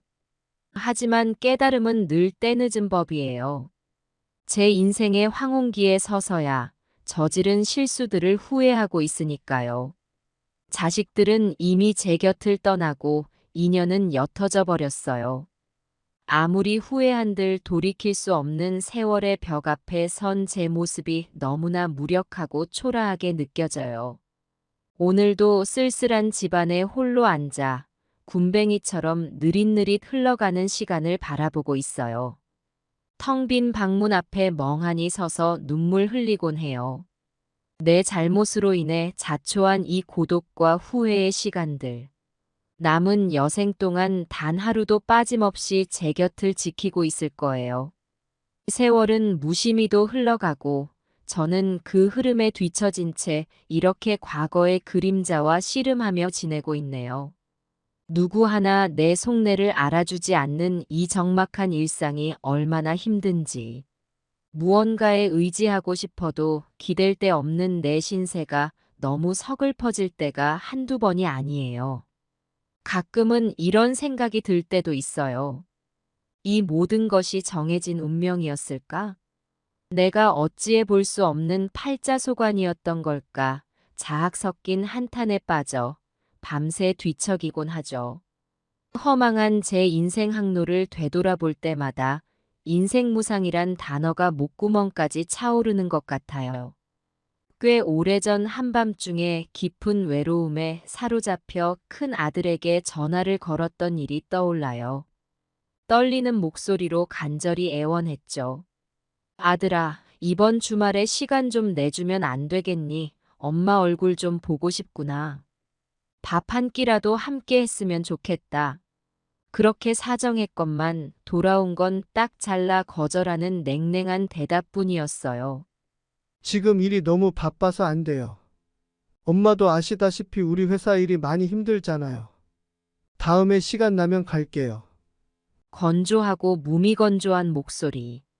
그리고는 더 이상의 대화는 없다는 듯 뚝 끊어버리는 전화벨 소리. 멍하니 수화기를 놓고 한참을 그대로 앉아 있었어요. 메마른 입술을 깨물며 눈물을 훔치느라 온몸을 떨었죠. 내가 대체 무슨 죄를 지었길래 이런 벌을 받는 걸까? 낳아주고 길러준 은혜, 그 모진 세월 품어준 사랑이 고작 이런 거였단 말인가. 자식들 앞날 위해 평생을 헌신하고 고생만 하며 살았는데 이게 무슨 날벼락 같은 시련이란 말인가.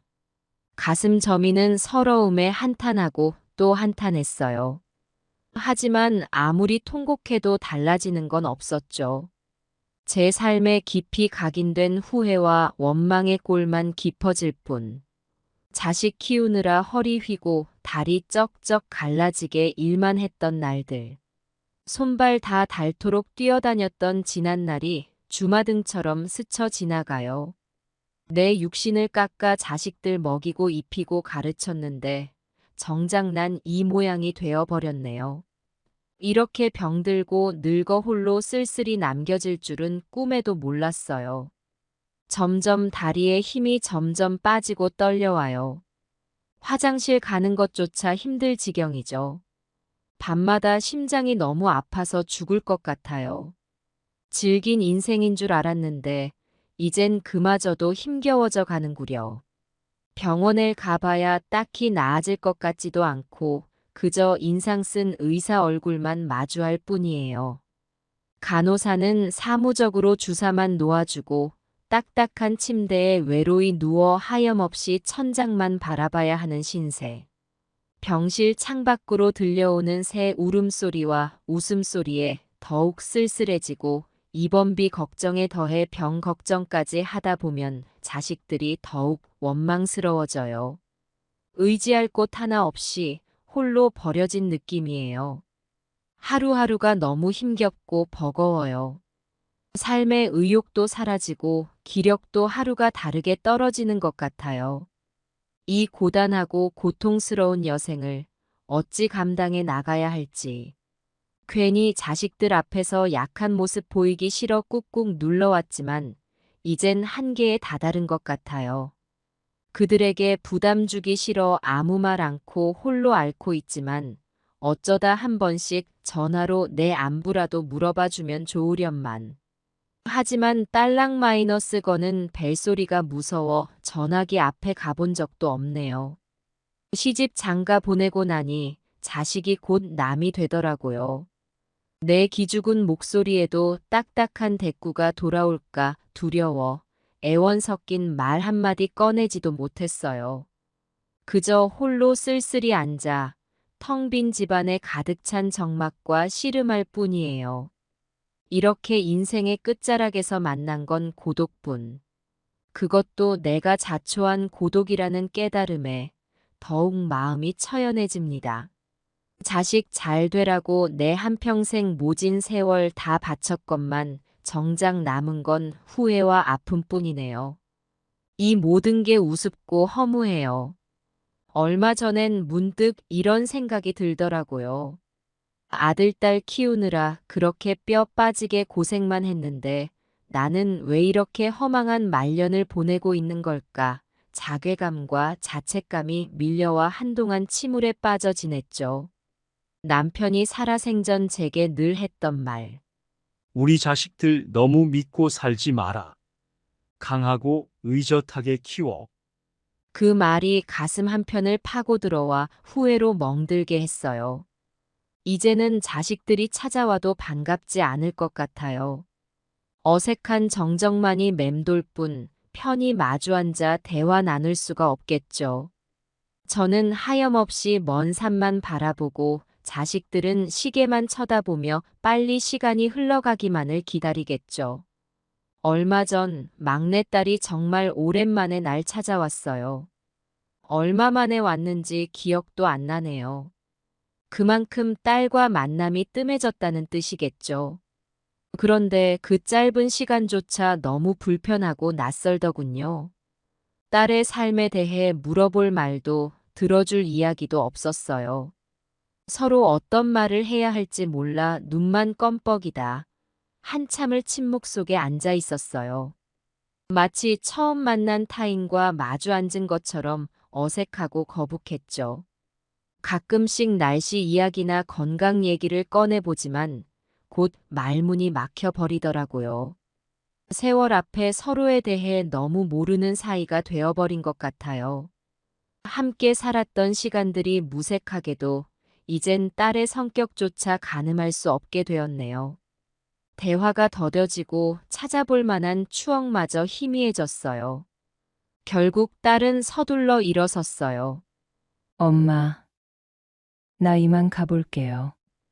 그 한마디를 남기곤 후다닥 나가 버리더라고요. 언제 만나자는 말도 조심히 가라는 인사도 없이 헐레벌떡 사라지는 뒷모습을 보니 서글퍼지더군요. 하지만 저도 바쁘다는 걸 알기에 붙잡진 않았어요. 오히려 마음 한편으론 안도감이 들었달까. 그 불편한 시간이 끝나서 홀가분했죠. 예전 같았으면 못내 서운하고 아쉬웠겠지만 지금은 오히려 제발 그만 찾아오지 말라는 생각뿐이에요.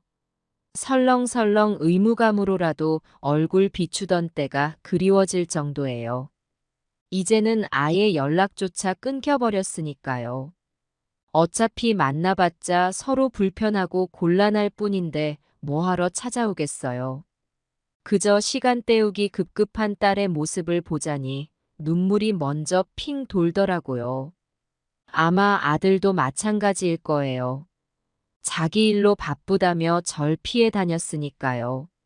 늙은 부모와 억지로 시간을 보내야 한다는 게 얼마나 괴롭고 불편할까요? 전화 너머로 들려오는 딱딱한 목소리에 섭섭함이 밀려왔어요. 어느새 내 자식이 남보다 못한 사이가 되어버렸다는 자각에 한동안 멍하니 앉아 있었네요. 차라리 혼자 조용히 사는 게 마음이 편해요. 굳이 이런 식으로 만나느니 서로 멀찍이 떨어져 지내는 편이 훨씬 나을 거예요. 그래서 저는 점점 더 자식들과 거리를 두게 되더라고요. 일부러 연락을 피하고 만남을 억지로 만들어내지 않게 되었죠. 아들이 전화를 걸어올 때면 받지 않는 게 일상이 되었어요. 딸이 안부를 묻는 문자를 보내와도 그냥 씹어버리죠. 명절에 찾아오겠다는 연락에도 아예 읽지 않고 무시해버려요.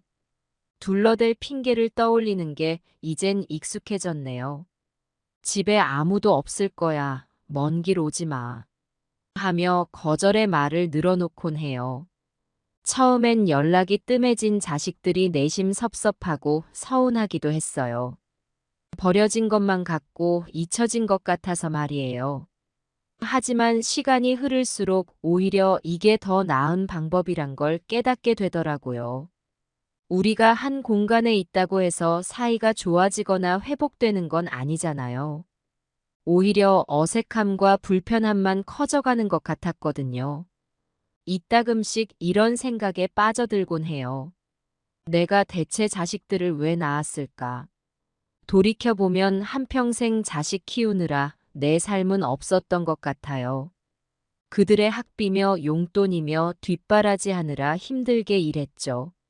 아프다 싶으면 병원에 데려가고 밤늦게까지 숙제 봐주고 먹을거리 해주느라 부엌에서 살다시피 했었죠. 내 젊음과 열정을 다 바쳐 뒷받침했건만 막상 나이가 들어선 저를 외면하더라고요. 그토록 키우고 보살폈던 자식들이 이젠 내 얼굴도 제대로 쳐다보지 못하고 피해 다녀요. 삶의 낙으로 여겼던 자식 농사가 물거품처럼 사라져버린 꼴이에요. 허무하고 속상할 뿐이에요. 가끔은 억울하다는 생각도 들었어요. 힘들 때 기댈 자식 하나 없는 게 내가 뭘 잘못해서 이렇게 된 걸까요? 어디서부터 잘못된 걸까 곰곰이 되짚어봐도 알 수가 없어요. 다만 이 모든 외로움과 쓸쓸함이 저의 책임이라는 건 분명해 보여요. 어쩌면 지나친 기대감에 사로잡혀 아이들에게 너무 매달렸던 게 화근이었는지도 모르겠네요. 자식과 멀어진 사이, 때로는 먹먹함이 밀려왔어요. 등 돌린 내 피부치를 원망하다가도 이내 제 자신을 탓하게 되더라고요. 기댈 가족 하나 없이 홀로 남겨진 신세가 처량하게 느껴질 때면 이불 뒤집어 쓰고 밤새 울기도 했었어요. 하지만 눈물로 되돌릴 수 있는 일은 아무것도 없다는 걸 이제야 깨달았죠. 지금 이 모든 게 저의 잘못된 선택 때문인 걸까요? 지나친 욕심과 기대를 품고 자식들을 올감했던 게 화근이 된 걸까요? 그 모든 헌신이 오히려 독이 되어 제 삶을 파괴했다는 건 참 씁쓸한 깨달음이에요. 사실 자식들을 만날 때면 가슴 한켠이 욱신거리곤 해요. 이렇게까지 어색해질 줄은 몰랐거든요. 티격태격하면서도 정은 있었는데 어느 순간 돌이킬 수 없을 만큼 멀어져 버렸네요. 참 기막히고 허무한 일이에요. 하지만 후회해봐야 달라지는 건 없겠죠. 지나간 세월을 돌이킬 순 없으니까요. 우리에겐 이제 각자의 삶이 있어요. 서로에게 구속받지 않고 자유롭게 살아가는 게 좋겠어요. 예전엔 자식들과 살갑게 정을 나누는 게 간절한 소망이었는데 이젠 무심해지고 있어요. 무턱대고 만나기보다는 멀리서라도 안부를 묻는 게 좋겠어요. 서로의 삶에 깊이 관여하지 않으면서 말이에요. 문자 한 통이나 짤막한 안부 전화로도 충분해요. 억지로 끌어안고 보드무려 들지 않아도 돼요. 그 정도 거리가 오히려 우리 사이를 편하게 만들지 않을까요? 무리하게 가까워지려 들지 않는 게 서로에게 좋은 방법일 거예요. 자식 키우는 게 이렇게 힘들 줄 몰랐어요. 내 청춘과 열정을 다 바쳤건만 돌아온 건 이별과 원망뿐이라니. 어찌 보면 우스운 인생이네요. 그렇지만 남은 살만큼은 제 뜻대로 살고 싶어요. 자식에 대한 미련, 욕심, 집착을 내려놓고 떠나보내려 해요. 그래야 저도 홀가분해질 테니까요. 이 나이에 깨달은 교훈이에요. 사랑한다는 이유로 강요하고 얽매는 게 능사가 아니라는 걸요. 그 아이들도 이제 제 인생에서 자유로워졌으면 좋겠어요. 어미의 그림자에서 벗어나 당당히 제 길을 가는 거예요. 비록 멀리 떨어져 있어도 언제까지나 응원하는 마음으로 지켜보려 해요. 앞으로 얼마 남지 않은 여생, 저는 홀로 서기를 결심했어요. 주변의 도움 없이 오롯이 제 힘으로 살아가 보려고요. 외롭고 쓸쓸할 때도 있겠지만 견뎌낼 수 있을 거예요. 무엇보다 마음만은 한결 가벼울 테니까요. 이제 와보니 스스로에게 너무 가혹했던 것 같아요. 자식 위에 산다는 명목으로 제 삶을 포기하고 억눌렀던 게 후회스러워요. 좀 더 일찍 깨달았더라면 하는 아쉬움도 남네요. 하지만 후회는 후회일 뿐 앞으로 나아가야겠죠. 지금이라도 늦지 않았어요. 남은 시간을 후회 없이 살아볼 생각이에요. 마음속 응어리를 풀어내고 스스로를 사랑하는 법을 배우려고요. 평탄하진 않겠지만 그래도 떳떳하게 걸어가고 싶네요. 지난날의 과오에서 배운 깨달음을 되새기며 말이에요. 세월의 걸음이 더뎌지고 하루하루가 소중하게 느껴져요. 그만큼 저 자신과 마주할 시간도 많아졌죠. 가끔은 서글퍼지기도 하지만 그래도 감사한 마음으로 하루를 살아가려 해요. 작은 기쁨을 느끼고 소소한 행복을 누리면서요. 인생의 끝자락에서야 비로소 깨닫게 되네요. 누군가에게 얽매이지 않고 주체적으로 살아가는 게 얼마나 소중한지를. 자식에 대한 욕심과 기대를 버리고 그들을 진심으로 이해하고 존중하는 마음이 필요하다는 걸요. 돌이켜보면 자식들과 함께한 시간들이 눈부시게 아름답기도 해요. 비록 후반부는 삐걱거렸지만 그들을 낳고 기르며 느꼈던 기쁨과 보람만큼은 영원히 간직하고 싶네요. 언젠가 이 세상을 떠날 때 그 행복했던 순간들을 떠올리며 눈을 감을 수 있으면 좋겠어요. 이제 저는 새로운 출발선에 서 있어요. 자식에 대한 미련을 놓아주고 제 삶의 주인공으로 우뚝 설 준비가 되었죠. 때론 험난할지라도 포기하지 않고 앞으로 나아갈 거예요. 그 길이 어딘가로 저를 이끌어 줄 거라 믿으니까요. 바람이 살랑살랑 부는 오늘, 저는 마음속으로 다짐해 봅니다. 지난날의 속박에서 벗어나 당당하게 걸어가자고. 남은 생을 후회 없이 살아내자고요. 그러다 보면 언젠가 고단했던 제 영혼도 안식을 얻게 되겠죠. 어쩌면 지금 이 순간이 제 인생에서 가장 값진 시간일지도 몰라요. 비로소 진정한 자아를 만나고 내면의 평화를 느끼게 된 거니까요. 앞으로도 작은 깨달음의 순간들이 쌓여 더 나은 내일로 이어지길 소망해 봅니다. 인생의 끝자락에서 만난 고귀한 진리. 사랑하되 집착하지 말고 이해하되 간섭하지 말라는 것. 저는 오늘, 내일, 그리고 앞으로도 그 가르침을 가슴에 새기며 살아가렵니다. 거리를 걷다 보면 종종 다정한 노부부를 마주치곤 해요. 팔짱을 꼭 낀 채 천천히 걸어가는 모습이 얼마나 보기 좋은지 몰라요.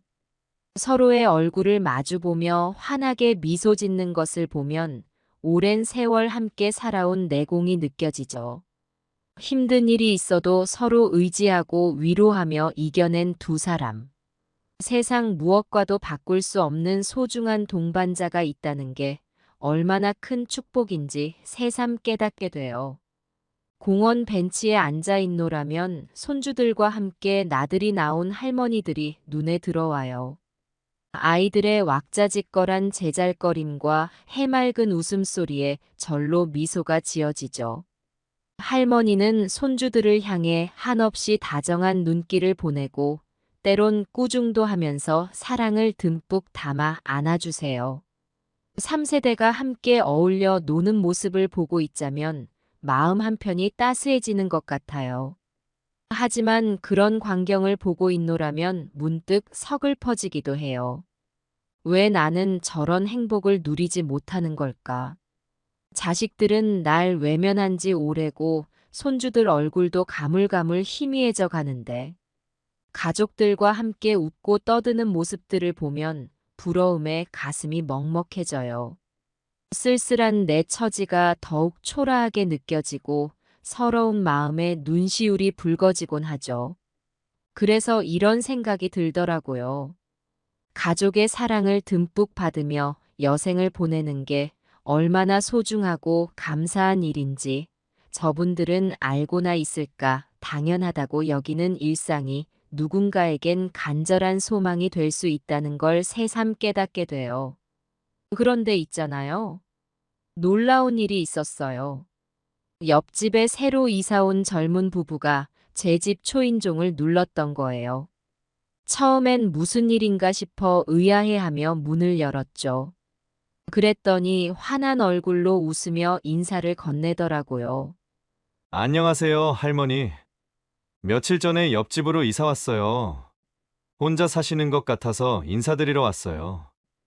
순간 너무 놀라 입이 딱 벌어졌어요. 남보다 더 정성껏 그렇게 보살펴준 내 자식들은 감쪽같이 사라졌는데 남인 이웃사촌이 절 찾아와 안부를 물어주다니. 세상에 이런 일이 어디 있나 싶더라고요. 젊은 부부는 서로 눈짓을 주고받더니 예쁘장하게 포장한 과일 바구니를 내밀었어요. 할머니, 입맛 없으실 때 과일이라도 드세요. 그러면서 살며시 미소를 지어 보이는 거예요. 순간 코끝이 찡해지면서 눈물이 왈칵 쏟아질 것만 같았어요. 핏줄로 맺어진 내 자식들은 날 외면하고 찾아오지도 않는데 남인 이웃은 이렇게 따뜻한 정을 보여주다니. 세상에 고마운 일이 있나 싶더라고요. 떨리는 손으로 과일 바구니를 받아들며 고개를 끄덕였어요. 고마워요. 멀리서 이사와 힘들 텐데 할머니 생각해 주는 마음이 너무 고마워요. 목이 메어와 더 말을 잇지 못했죠. 가슴속에서 뭉클함이 복받쳐 올랐어요. 부부는 오히려 절 걱정하더라고요. 할머니 아프신 데는 없으세요? 병원도 잘 다니시고요. 몸이 많이 불편하실 텐데 힘드시죠? 그러면서 진심 어린 위로를 건네는 거예요. 그 순간 그동안 힘겹게 담아두었던 눈물이 하염없이 쏟아졌어요. 하늘이 무너져 내릴 듯한 서러움이 북받쳐 올랐죠. 내 피 같은 자식들은 나를 버리고 떠났건만 이 낯선 사람들은 따뜻한 온정을 내미는구나. 한참을 훌쩍이며 눈물을 닦아냈어요. 그러곤 간신히 입을 열었죠. 고마워요. 정말이지 젊은이들이 이 늙은이를 찾아와 위로해 준다는 게 말로 표현할 수 없을 만큼 감사해요. 그들은 오히려 괜찮다며 절 다독였어요. 할머니, 이웃사촌끼리 서로 따뜻한 정 나누는 게 당연한 거죠. 언제든 찾아뵙고 안부 여쭤도 될까요? 환하게 웃으면서 다정하게 물어보는 거예요. 언제든 환영이지 얘들아. 어서 들어와 앉으렴. 저도 모르게 입가에 한박웃음이 떠올랐어요. 이렇게 반갑고 고마운 손님이 또 있을까 싶더라고요. 오랜만에 집안에 생기가 돌고 웃음꽃이 피어나는 것 같았죠. 그 뒤로 젊은 부부는 자주 저를 찾아왔어요. 맛있는 음식도 해주고 집안 곳곳을 구석구석 닦아주면서 정성을 다해 살펴주더라고요. 병원 다녀올 때도 늘 동행해주고 외출할 때면 부축해주면서 말동무가 되어주었죠. 함께 웃고 떠드는 시간들이 얼마나 즐겁고 행복한지 몰라요. 그들의 사랑스러운 아기와 놀아주는 순간은 말할 수 없이 기쁘답니다. 통통한 뺨이 사과처럼 발그스레한 모습에 절로 미소가 지어지죠. 내 무릎에 앉아 제잘거리는 아기를 보고 있으면 지난 세월의 쓰라림이 눈 녹듯 사라지는 것 같아요. 산뜻한 아기 향기를 맡으며 행복감에 젖곤 해요. 그렇게 이웃과 정을 나누며 지내다 보니 삶의 무게가 한결 가벼워졌어요. 적적하던 일상에 온기가 스며들고 메마른 가슴에 희망의 씨앗이 움트는 느낌이랄까요? 세상엔 좋은 사람들이 참 많구나 하는 깨달음도 얻게 되더라고요. 그들의 순수한 마음과 배려심에 감동하지 않을 수 없었죠. 남을 먼저 살피고 보듬어 주려는 그 아름다운 인심에 절로 고개가 숙여졌어요. 이 고단한 세상살이 속에서도 온정을 잃지 않고 살아가는 사람들이 있다는 게 얼마나 고마운 일인지. 지금 생각해보면 저에게 찾아온 이 선물 같은 인연이 얼마나 감사한지 모르겠어요. 내 자식, 내 피부치가 준 아픔의 깊이만큼 이웃이 보여준 사랑도 그만큼 깊었던 것 같아요. 혈연으로 맺어진 정이 반드시 가장 끈끈한 건 아니더라고요. 진심으로 마음을 터놓고 소통할 수 있는 사람이 있다는 게 그게 바로 진정한 가족이 아닐까 싶어요. 참, 언젠가 그 젊은 부부에게 물어봤던 적이 있어요. 나같이 늙고 쇠락한 홀몸 노인을 그렇게 마음 써주는 이유가 뭐냐고 말이죠. 그랬더니 이런 이야기를 하더라고요. 우리에겐 시골에 계신 할머니가 있어요. 자주 못 찾아뵙지만 마음만은 언제나 함께 있죠. 그래서 혼자 사시는 할머니가 눈에 밟혔어요. 우리 할머니 생각도 나고 같이 살지는 못하지만 이렇게라도 정 나누고 싶었어요. 그 말을 듣는 순간 가슴이 뭉클해지면서 울컥 눈물이 쏟아지더라고요. 넌지시 고개를 끄덕이며 한참을 훌쩍였죠. 내 자식 내 손주가 되지는 않았어도 남의 할매가 되어 정을 듬뿍 받고 있으니 삶의 끝자락에서 만난 또 하나의 가족. 이 얼마나 감사한 일인지 모르겠어요. 이제는 알 것 같아요. 우리가 살아가는 동안 수많은 사람을 만나게 되죠. 혈육으로 맺어진 관계도 있지만 정든 이웃과 소중한 인연도 만나게 되는 거예요. 내 자식이라고 해서 꼭 좋은 관계를 유지하는 건 아니에요. 진심을 다해 소통하고 함께 웃고 울며 정을 쌓아가는 게 중요한 거죠. 그렇게 비록 남이지만 서로의 인생에 깊이 관여하고 의지하며 위로해주는 사람이 있다는 건 정말 큰 축복이에요. 이제 저는 진정한 가족의 의미를 되새기게 됐죠. 이런 깨달음을 주는 고마운 이웃을 만난 건 세상에서 가장 행운이라고 생각해요. 앞으로도 그들과 아름다운 추억을 쌓아가며 서로에게 큰 힘이 되어주고 싶어요. 인생의 황혼기에 이토록 고귀한 만남을 선물해 주신 하늘에 감사하며 살아가렵니다. 내일의 태양이 오늘보다 따스할 거라 믿으면서 말이죠. 때론 가족의 모습을 하고 때론 친구가 되어주는 이웃 간의 끈끈한 정이야말로 세상에서 가장 아름답고 값진 것 같아요. 그 이후로 젊은 부부와 저는 더욱 끈끈한 정을 쌓아갔어요. 매일 저녁이면 제 집에 들러 안부를 묻고 도란도란 이야기 나누는 게 일상이 되었죠. 뭐 먹고 싶은 게 없느냐, 어디 가고 싶은 데는 없느냐며 늘 저를 먼저 배려해 주더라고요. 한 번은 며칠 밤을 꼬박 세워가며 목도리를 떴는데 그걸 제게 선물로 줬어요. 추운 겨울이었는데 직접 떠준 목도리라며 제 목에 둘러주는 거예요. 너무 고마워서 눈물이 왈칵 쏟아졌죠. 내 자식들은 한 번도 이런 정성을 보인 적이 없었거든요. 지난 겨울에는 감기에 걸려 며칠 앓아 누웠는데 부부가 번갈아 가며 죽을 쑤어 가져다 주고 말동무도 해줬어요. 젊은 사람들 손발 빌려가며 늙은이를 돌보느라 얼마나 힘들었을까 싶기도 했죠.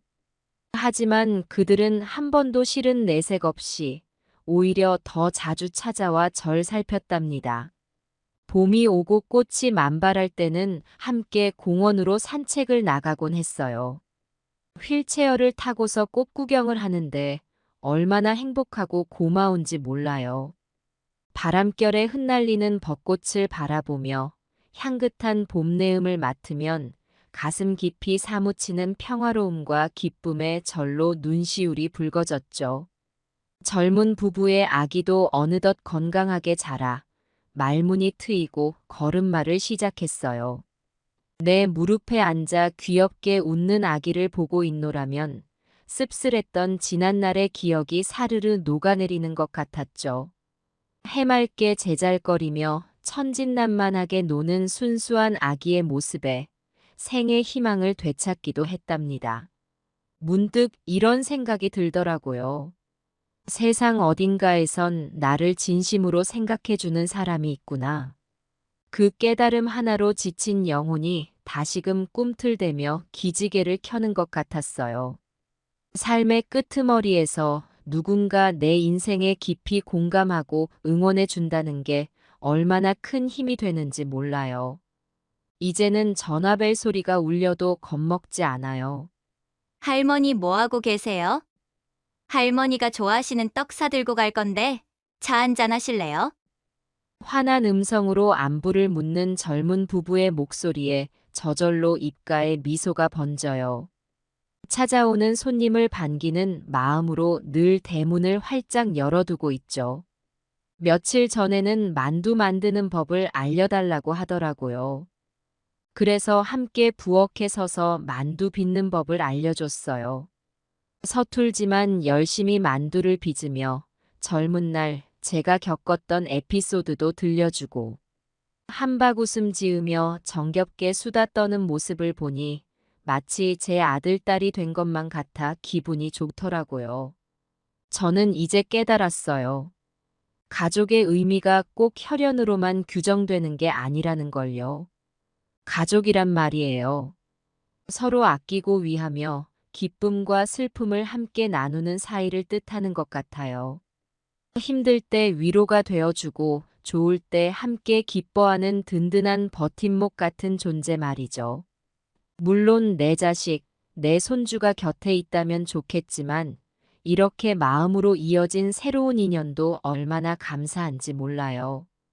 피는 물보다 진하다지만 저에겐 이제 물처럼 맑고 깨끗한 사랑이 더 절실한 것 같아요.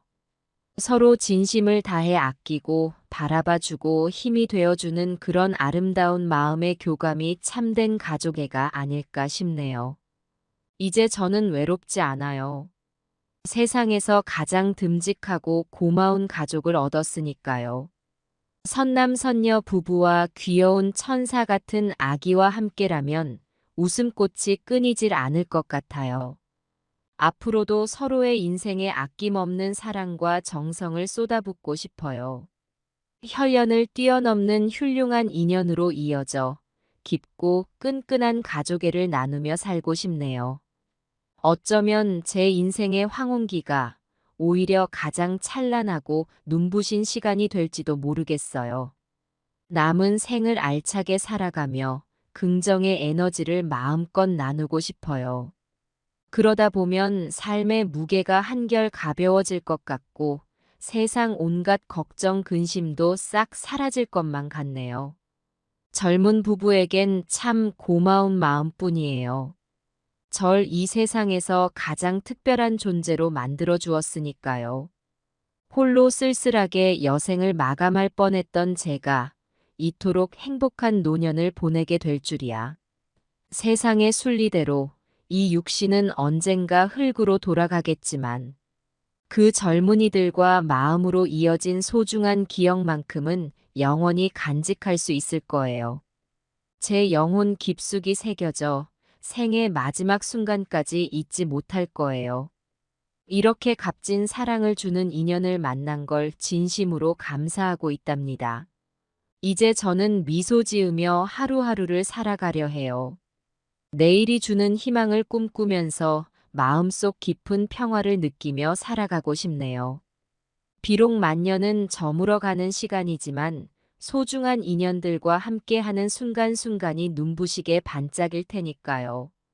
이 세월 속에서 깨달았어요. 오래오래 곁에 머물러준 인연만이 진정한 가족이 될 수 있다는 걸요.